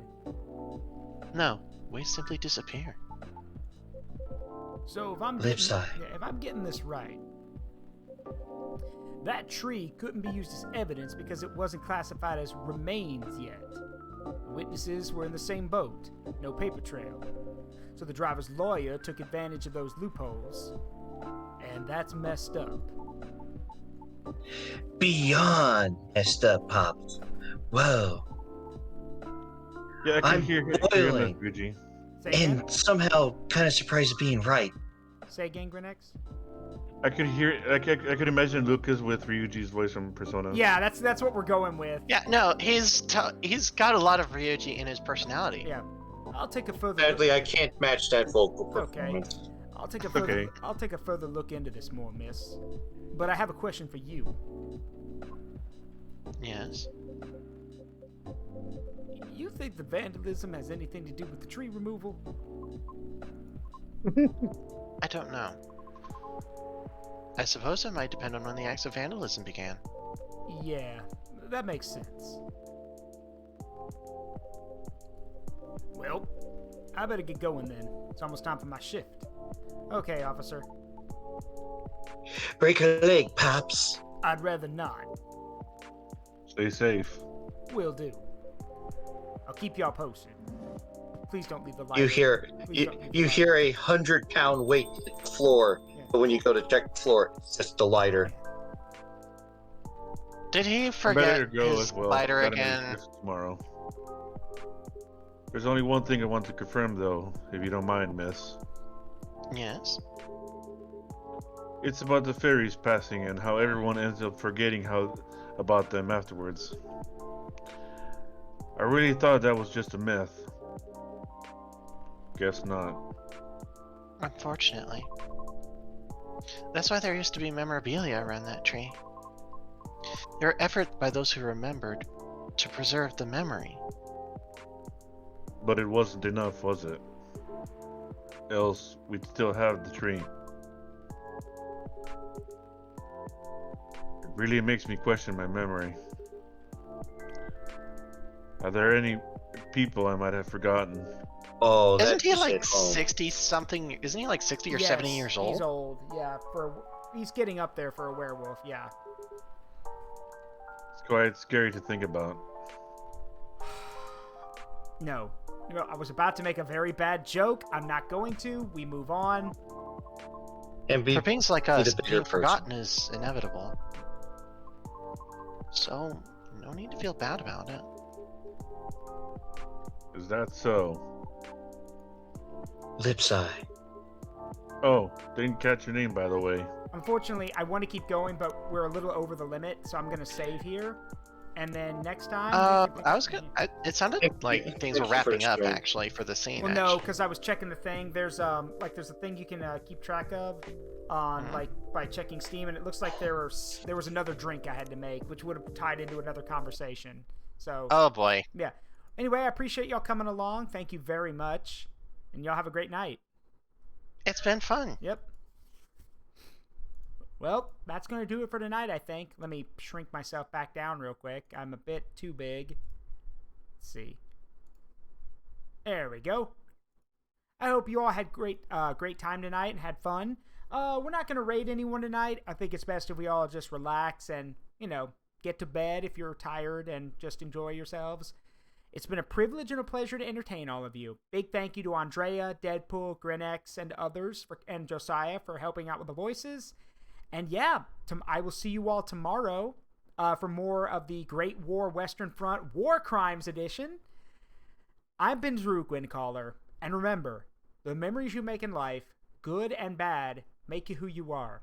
Don't change them for anything. Love you guys. See you all tomorrow. Bye-bye.